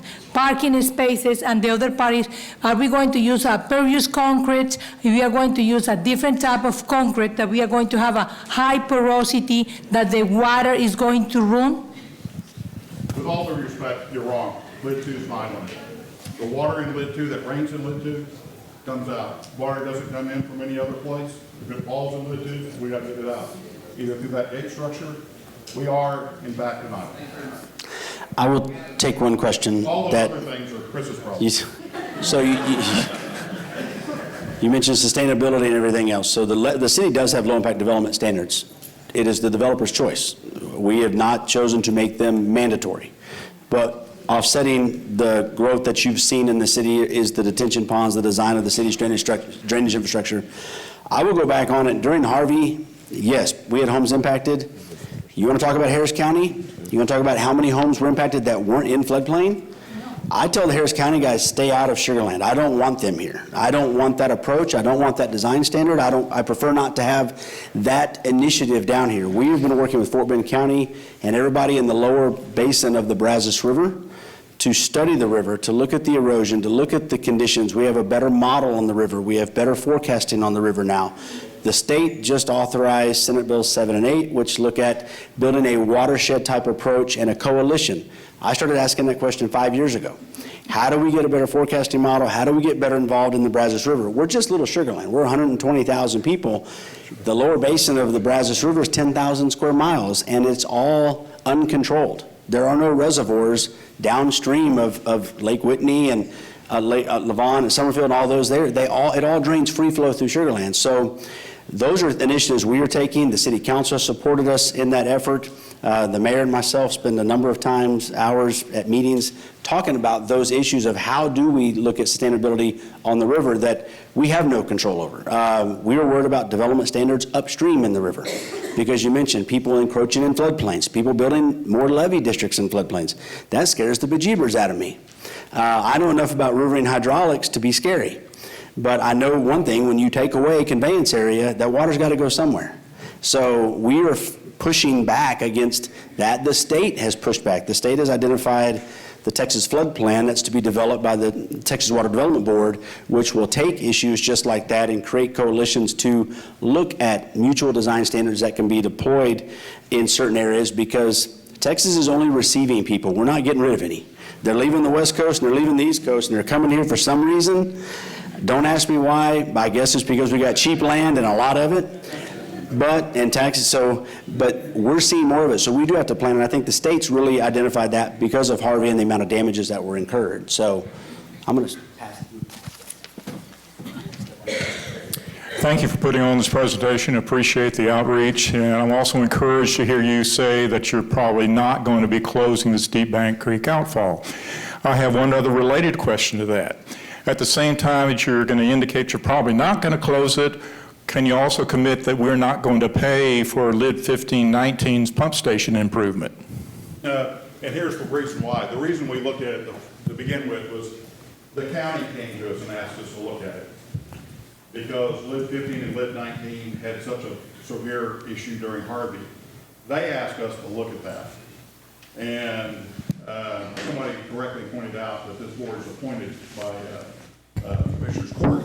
If they come back and say, you will participate, I'm assuming that we will participate.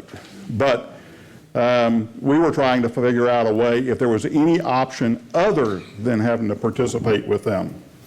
So that outfall pre-existed Riverstone. That was just cow pasture. I mean, when they designed 15... And that you're correct, but there is the county brought up, and the county drainage engineer brought up a really good issue.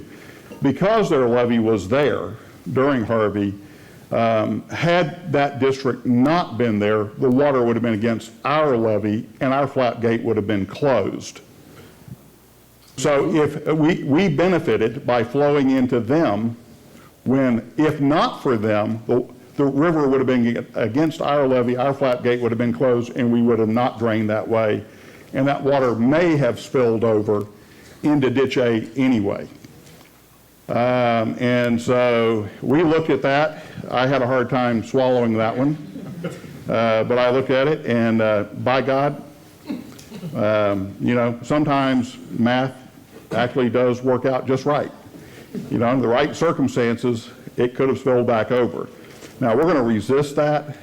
I don't want to, and this is me, not the board talking here, I don't like the idea of operating a district where I don't have control of all of my facilities. Right. And so the point came back is that you will either close that gate, we will direct you to close that gate and keep that water within LID 2, or you will participate in a pump station downstream. Well, I don't like that approach at all. If they tell us that we're going to participate, I'm going to guess that we will participate. Or the new board will. But, that's a board decision. So we'll see. All right, we're going to move on here. Okay, a couple of comments is that all the flow from Deep Bank Creek outfall is from the easement. It's only that easement. Yeah, and they don't even pay anything towards they aren't even assessed, is my understanding, a tax assessment. They may be assessed differently. It's probably a really low. It's a low land value because there's no. But there's cost associated to us that then, as homeowners, we're going to bear if they have a very low assessment. That's my first point. Second point, you talked about the low frequency at which the river is high and we get rainfall. Many of the LIDs now are increasing their pumpage. I know of at least one other. We're quadrupling our pumping rate. So you can expect to see the Brazos River go. I have one last question after this, really. You can expect to see the Brazos River. Okay, pardon me? I want to answer that. Yeah, go ahead. Now, just being honest with you, if you think any amount of water that can be pumped can exceed the billions of gallons that are flowing down the river cross-section, it won't make a half-inch of elevation difference in the river. Oh, say that 25 years from now, from when we see all new development and more pumps, okay? You can say that now, but it's a cumulative impact. It's a cumulative impact. You're right. Yes, okay. And I guess I'm hearing all this, and I know you're doing a lot of things right. You're increasing storage, you're increasing capacity, increasing pump capacities, and that's about the most we can do. I do have a concern about how your gates are going to be operating, because We don't operate yeah, that's my problem, that's my concern, is that although you have a lower draft on your new pump, you will not be pumping until the gates are closed. That's not true. Okay, so we can discharge by gravity and pump at the same time? Yeah. Okay, because I was told at a couple other meetings that you were not going to do that. The existing pumps, the level's so high in the ditch that if we pump, you do gain something by pumping, but it's not a lot. The new pump station, when it's in place, we can actually pick up, we can have water flowing out the gates, and we can pump. They're not as efficient when you do that because but the discharge is downstream of the gates, which improves efficiency. The existing one, the discharge for the pumps is upstream of the gates, so you're actually pumping against your own gates.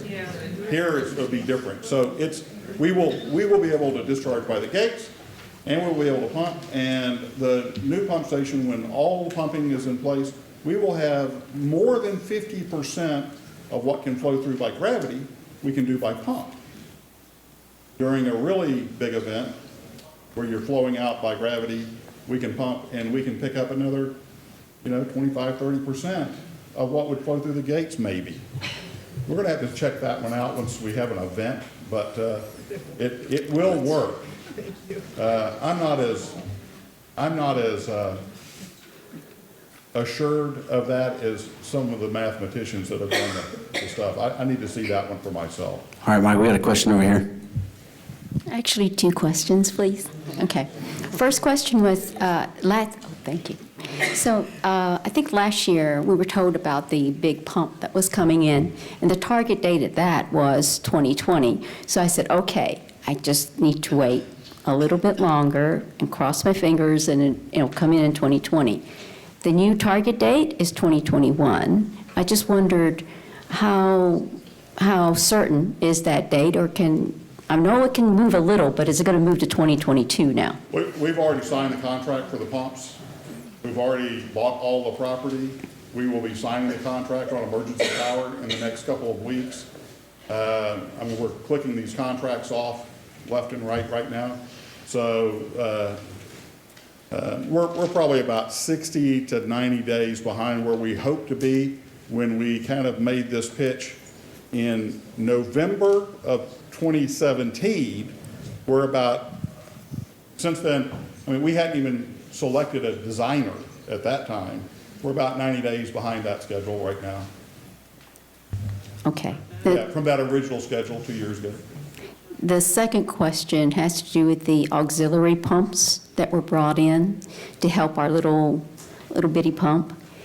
And so are those still in place? Okay.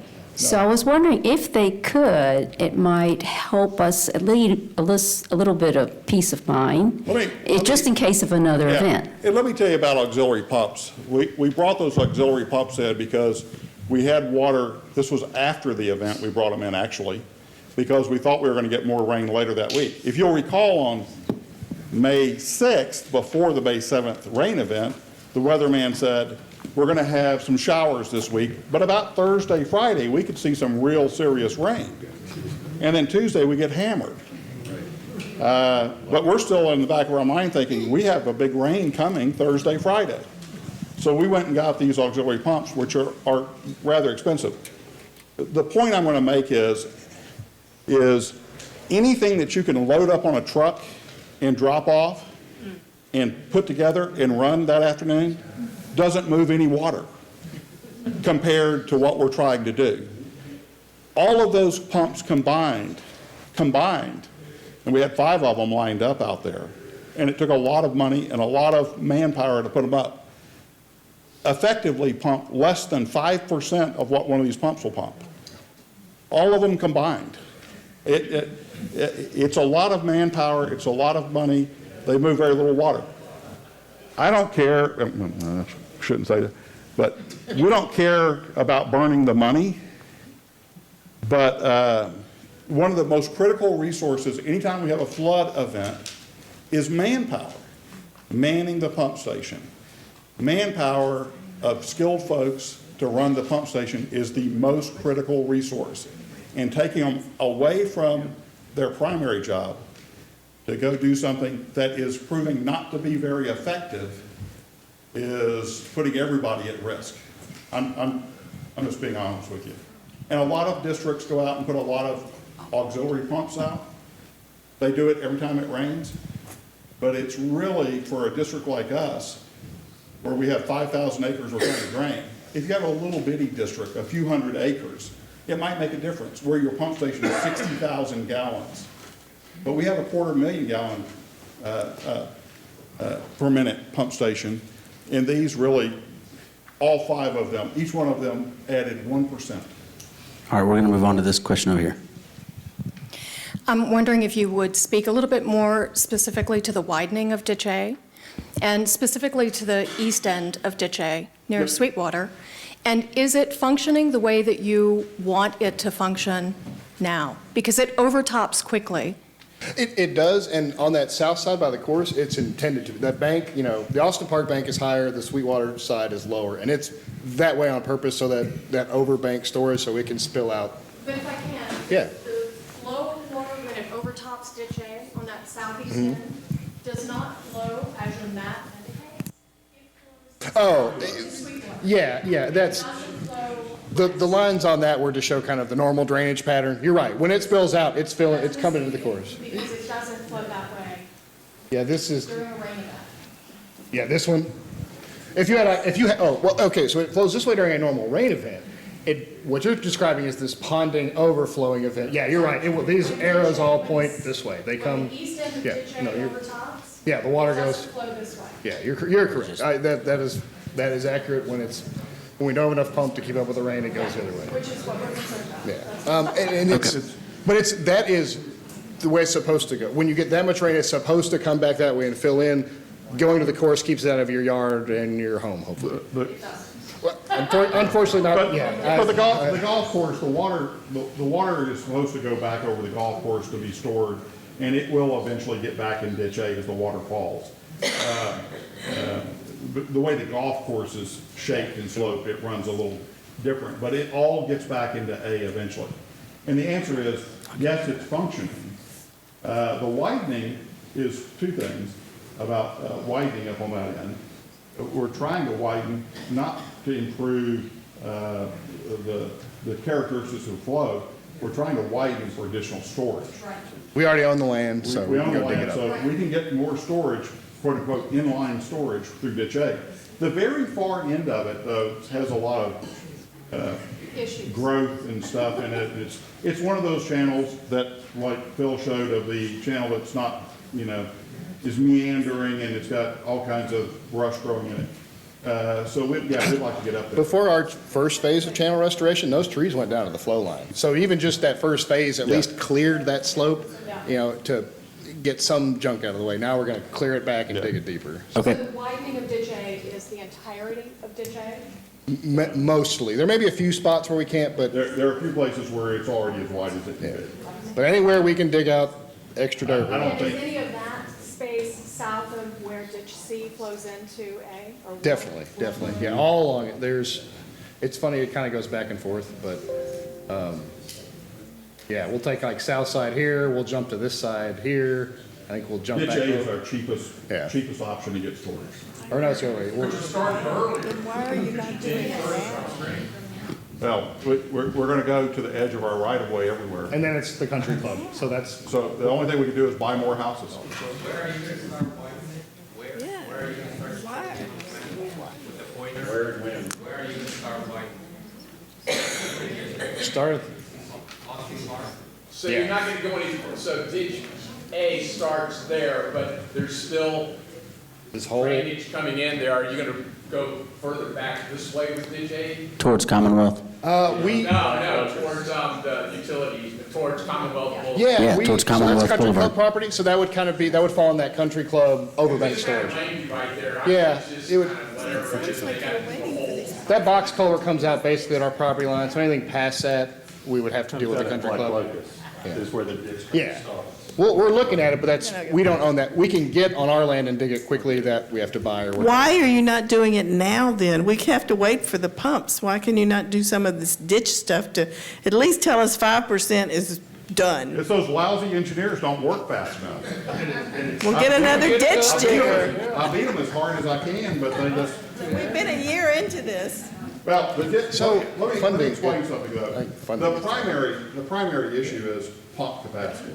It is pump, we have been 100% focused on increasing. 5% is done. But without the pumps, the possibility for a repeat, it's possible. With the pump station, there's a possibility, but it goes way down.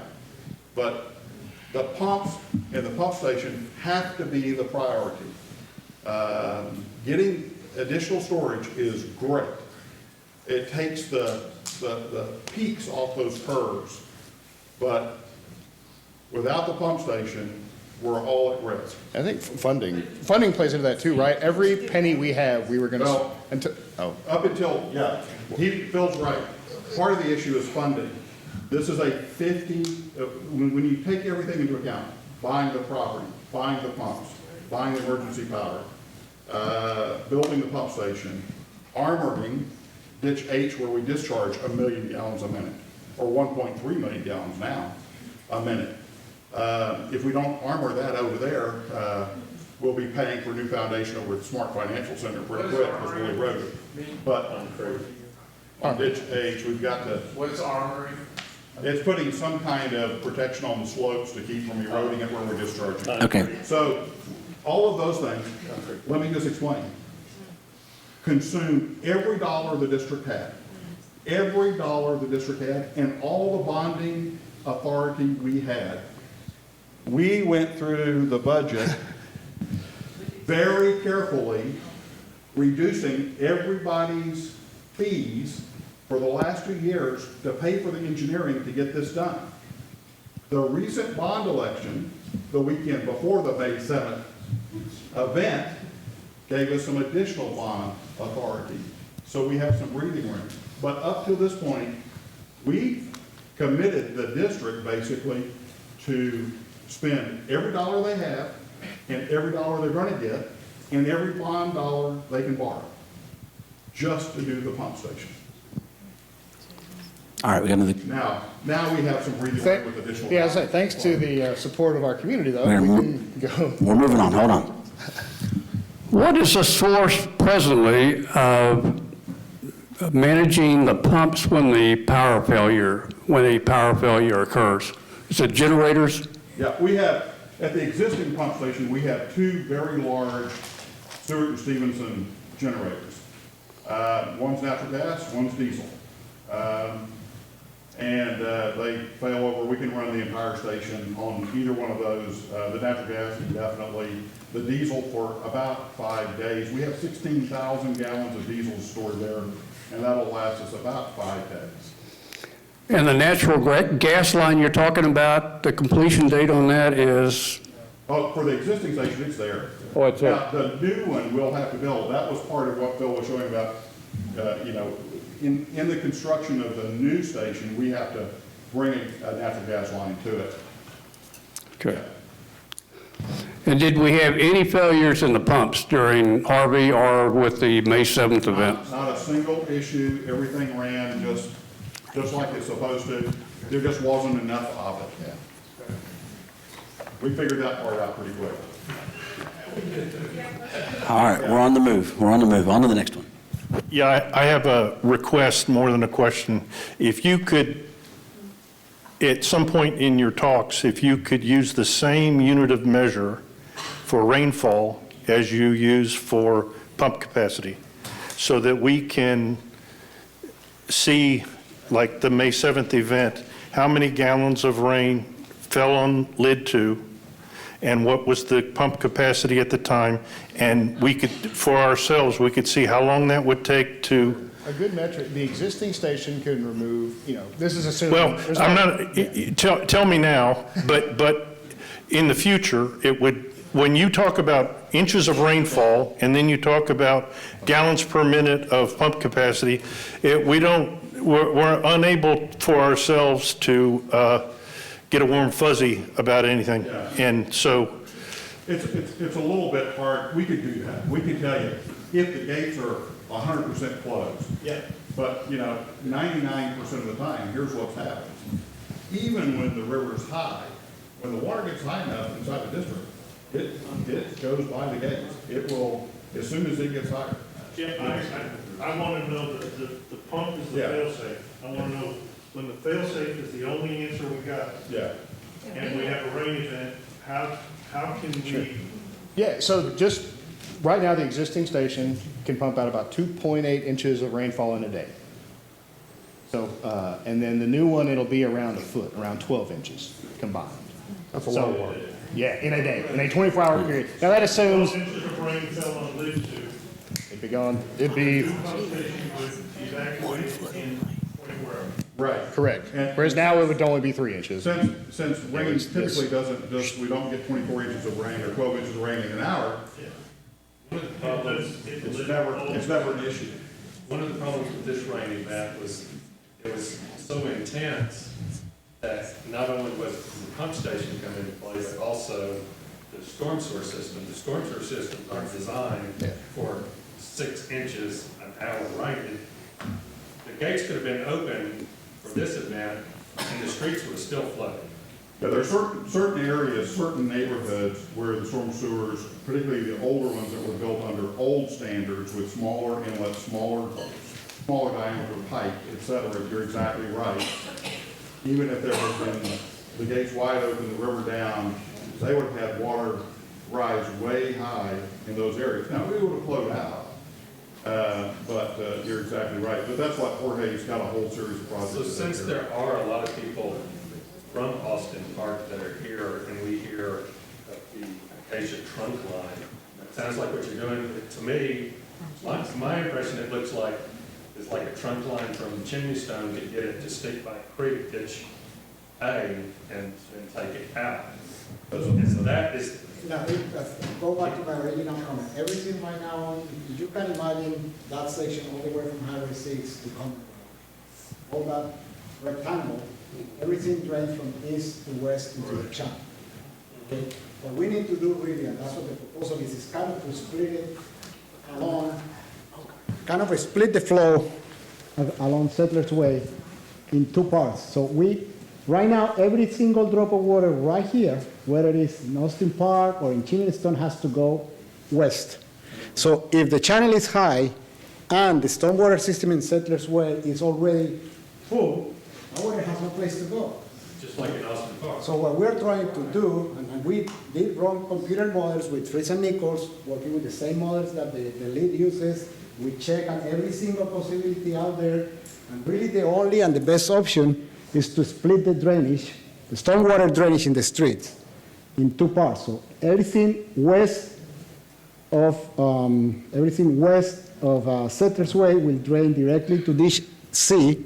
Everything to the east, Chimneystone and Austin Park, and that's where we need the trunk line. We will move it to Dish A so it can move on Dish A to Dish C. Now, the model shows, because there is something that is called the time of concentration of the rains. Obviously, there is a time of peak. The faster we can move this area into Dish A, the faster we can get it out before it peaks. So actually, we can get it before the peak of the storm, move most of the water, and we won't get that much pumping effect on the streets. Well, now since Ditch C has been improved, all of the water from the north is getting down to us faster. You've cleaned the channel, you've lined the channel, it's moving faster. So when it hits that bend there by the golf course, instead of taking a right and going past Woodstream into Clements, the low spot is there, it flows backwards. No, because that's what we are talking. We need to time it with their improvements. We cannot, if we were to do it Something today, needs to be done. if we were to do it today, let's say that magically we can build that project next month and put it out to function.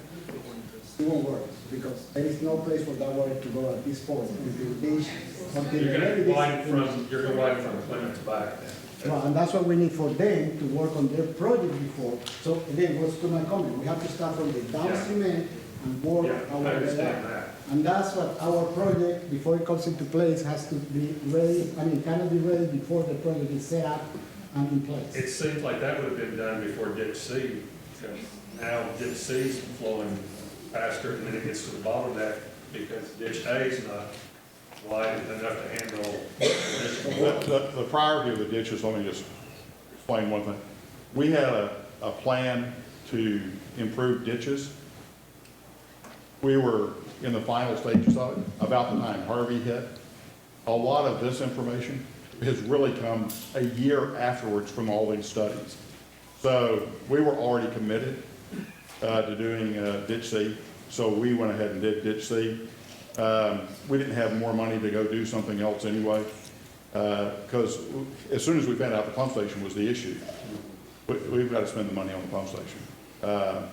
But the priority, you're exactly right, it'd be great, but 90 days after Harvey, we didn't have that information. We didn't really have that information for a year and a half. When do you foresee ditch A's that widening to start taking place? First thing in 2020 is when we're going to start. You'll actually see some going on this fall. We're already kind of borrowing some dirt from it for these channel improvement projects, but 2020 is when we're really starting. I understand the low end of ditch A is going to be widened, but there are plans to widen between Wood Stream and the fire station. Yeah, the whole channel. The whole channel. As much as we can, the whole channel. We're going to lay those slopes back. If we can, Mike, we got a question back here. I think he's got a lot of general questions within Austin Park area, so if we can handle those maybe afterwards real quick. With Harvey, I understand we have 200 plus homes got water in the house. With the May 7th, I would like to know how many homes have water and what subdivisions. Not only in these two, but all over the city, and one of the areas that was most impacted that day was actually Redwood. Interesting enough, Redwood had water on the streets for about only 3 or 4 hours. They challenged at least, because they're also in a little district. The challenge were less than half capacity, and they still have water on the streets. By midnight, all the water was gone. We got 60 homes impacted in the city. 21 of them was only water. I'm sorry. We got 80 homes flooded in the whole city. 21 of them was only the garages. Usually the garages at least have a foot over the I don't know the exact count, we have to go back. Greywood, mostly Greywood, and Silent too, and then fortunately some of the homes that flooded during Harvey flooded again. So we had a short Long Island, they didn't flood actually during Harvey. These were a little different, yeah, because of the intensity in the rainfall side, and it was more garage side, I think. So we immediately send out a team as soon as we can, and we start doing our damage assessment standpoint to understand where do we focus. In this case, we did a designed pickup for debris management. We have our own debris contract. We don't rely on Fort Bend County. So we process all of that. So we were sending notifications out to those areas. It was more sporadic, smaller segments and stuff here or there. The extensive street ponding was concentrated again, Austin Park, Chimneystone, Settlers Grove, Sweetwater, that segment, because it's the lower end elevation stuff. Yes, you had a question. In the right-of-way, is there buried utilities as well in the right-of-way? You talking about the center point right away? The center point right-of-way? Absolutely. Yeah. That's, because we thought about using that. No way to excavate that and put a big retention? There are at least 4 big pipelines that go through that exact. It looks like Swiss right-of-way. cheese. Yeah, it looks like a great place to dig a bunch of detention, but. Yeah. It's like pockets, it doesn't work very That was, well. Let me that was one interrupt. of our first thoughts. Okay, here we go. Next question. I have 4 questions, small ones. More than 2, Dan. He has no questions. Well, they're slow. Is Those are easy. Chimneystone the lowest point of LID 2? It's one of them, it and Settlers Park. That together, Settlers Park, Chimneystone? It took 4 days for Okay. the May event for water to drain off our street that we couldn't even get out of our driveway. So here, and then this orange area. Is it the furthest from any drainage ditch in Lid 2? Yeah. That's what I'm thinking. Maybe. I don't know. I mean, their lowest areas are. No, I don't think so. But it is, just the natural ground there is some of the lowest ground. Yeah, these oranger areas, you know, they're flooding in this area, flooding in this area, and then down here along. Does it have less retention ponds? It has none. None. None. Gotcha. You know, during these two events, Centerpoint was working on the power lines. So we got it from our backyard and we got it from the street. You were going to talk to Centerpoint to clear, no, I thought you had a relationship. That's a Chris problem. Okay. We are on the phone with Centerpoint daily. To get that? Yes, ma'am. Gotcha. That's my question. So can I ask a question that's related to that? Sure. Years ago, they planted trees along the backside of Settlers Grove and Chimneystone that they were going to harvest trees. Through here. Can they get rid of those trees and do retention pond there? Those are actually our trees, I think, now. That's actually city right-of-way, and if that Chimneystone project goes forward, yes, they will magically disappear. But can they do retention? The goal would be there, a channel. So there's not enough room. We have about 60 feet of right-of-way in that area. We will maximize as much as we can. The goal there will be to get water, again, out of the streets and into acceptable channels and storage areas where you're not impacting. Yes, no, that would be kind of the overall plan. Retention. Hi, I understood that at one time they were considering a garage for Smart Financial Center, and then it came back too expensive. And so what if we re-explored putting depth into that garage and making retention there? It's outside of the district. Yeah. Lead 17. Lead 17, and I've learned a lesson being in this region. Going down is a bad decision. Just ask Stafford with the 90A underpasses and stuff. They tend to fill up pretty quick. That's the question. Even with the pump station, even with widening of the ditches, doesn't Chimneystone in that area still need something to get the water? Did you see the project that Jorge talked about that we've got it's $18 million. We've got a grant. That's right. We've got a grant, though, that's actually working through the process. We're in step 5 or 6. We're asking your federal dollars to come do some work in Sugar Land. They don't like us very much because technically the home values are kind of high and everybody's been pretty well off, but this project classified and ranked very high when we went through a submittal of projects post-Harvey. We actually applied for that funding soon after we identified all those projects with the lead in November 2017.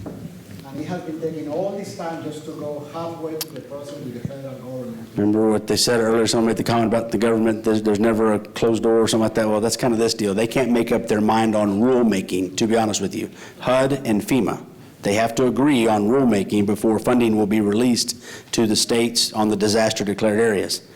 They're having trouble agreeing on the rules. I told them it's pretty easy, but it's called give people. We are having those discussions with City Council here over the next few weeks and everything else. We do have a plan that we will be sharing with them in a couple of weeks. They've had a lot of discussion on that as well. So again, that is all part of discussions we are having as far as what's that fallback plan. Okay. Is this project that I'm seeing that I just saw up there actually a partial transfer of the runoff from the easement, or is that all of the Chimneystone runoff? Because it appears as if some of the easement could come into that. No drainage? There's no water going between the. Okay, good. We do not share watershed. Yeah, we don't want. Hold on. Mike said way up here. Here I come. Since Austin Parkway seems to be the slowest to drain of all these events, is there anything, and I know that you said the pumps pump very little, but is there any way that you could bring the pumps in faster to try and help us get into the neighborhoods? Because every time it rains, we sit there and watch. I think Steep Bank and Ditch A are the same thing. Is that a true statement? Yeah. We sit there and watch in between Austin Parkway, the ditch overflow into the I guess you call it an easement area, just watching it flow up. But it seems like the whole area drains faster than around Austin Parkway and Chimneystone. I think that's a Settlers Park. That's a Chris problem. Well, I was reading that just 19 had 12 homes May 7th, and they didn't have any water in their homes. Yeah, there's no, let me explain something. LID 2 is 5,000 something acres. A lot of these other districts are a couple hundred acres. Their pump station, permanent pump station in place, pumps 60,000 gallons a minute. Ours right now pumps 250,000 gallons. We're building a million. When you bring these, even the biggest pump you can put on a truck and show up with and unload and set up in a day, the biggest one might pump 8,000 gallons a minute. That's the biggest. We had 3, and I just wondered if it would have helped a little bit more to bring more in, because we were out our neighborhood for 24 hours. Well, we brought 5 in. We brought 5 in. The pictures, I mean, we put pictures of them in the newsletter, but we brought 5 in. Like I say, each one of them added less than 1% increased capacity. That's increased capacity, don't get me wrong. But it's, you know, the real solution is build a permanent pump station and get the massive pumps in place as quickly as we can. That's what we're doing. In case something happens in the next 2 years, can we get our neighborhoods faster to the process? Yeah. Okay, next question. Yeah, this is more of a security thing after the event. My house backs up to Austin Parkway. My son and then a lot of other people in the neighborhood, when they were on Austin Parkway and the water was high, they smartly got up onto the Esplanade to keep their cars out of the way, and my son got up onto the sidewalk area. Well, I was woken up at 4 o'clock in the morning. I heard this beeping, and there were tow trucks out there trying to haul these cars away. That was definitely the city. Well, no, I stopped them. I took pictures of them. Well, it had nothing to do with I know you don't, but I just want you to be aware of what happened. So they tried to, so I said to the guy, well, who are you? What are you doing? He says, oh, the city of Houston has ordered this. I said, buddy, you're not in the city of Houston. So it was, these were vultures. I just want to let you know this went on, and they were trying to get my son's car, and I had my camera out taking a picture of him at 4 in the morning. So I just want you to know, this is something that goes on. You get people that come into the city and try to take advantage. Thank you. So if that happens again, you can dial 3 numbers. 311, perfect. Our police department, we had, so the story on the May 7th as well is it happened at, there's 2 worst times of the day for it to happen. Morning rush hour, evening rush hour. The peak of that event happened in evening rush hour. Everybody's trying to get home. So we had several hundred cars stalled within roadways. So our PD was trying to make sure as soon as they could, we could get in and actually clear those. So not saying, and we run our tow trucks, we do a contract every year. There's only 5 vendors that get approved by city council to do contract service towing in the city. So you can make that 311 call. They can get that information to you and make sure that, you know, 1, let you know if they're one of the registered vendors. 2, if not, we'll send somebody in a black and white out to kind of go talk to them. Yes, this is a simple question, but where does the water go when it's being pumped out? Brazos River. Okay.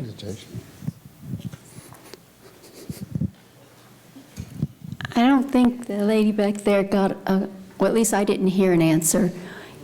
Austin Park, when it floods, it takes longer than a lot of other neighborhoods to drain.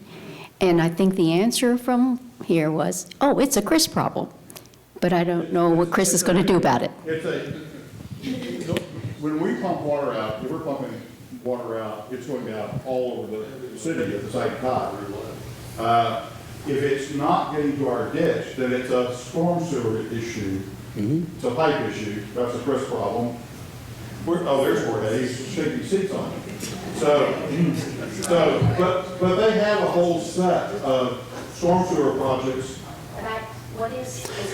So yes, ma'am. So a lot of the projects, we have projects that we have planned, the acacia trunk line that comes down through, there will be laterals that get tied into that will help drain Austin Parkway. In the case though of an event where the levee district storage fills up, that water is still going to be there. We monitored this last event, the last streets to drain. Colony Park, Sweetwater Section 8, then kind of Austin Park. Sweetwater Section 8 was the last. Colony Park was second to last. You all around third to last. So those just the street elevations are lower. So the houses are perched up nice and high, so the homes stay dry, but the streets are lower and stuff. So that's just, it's an elevation issue. Water is the best equilibrium.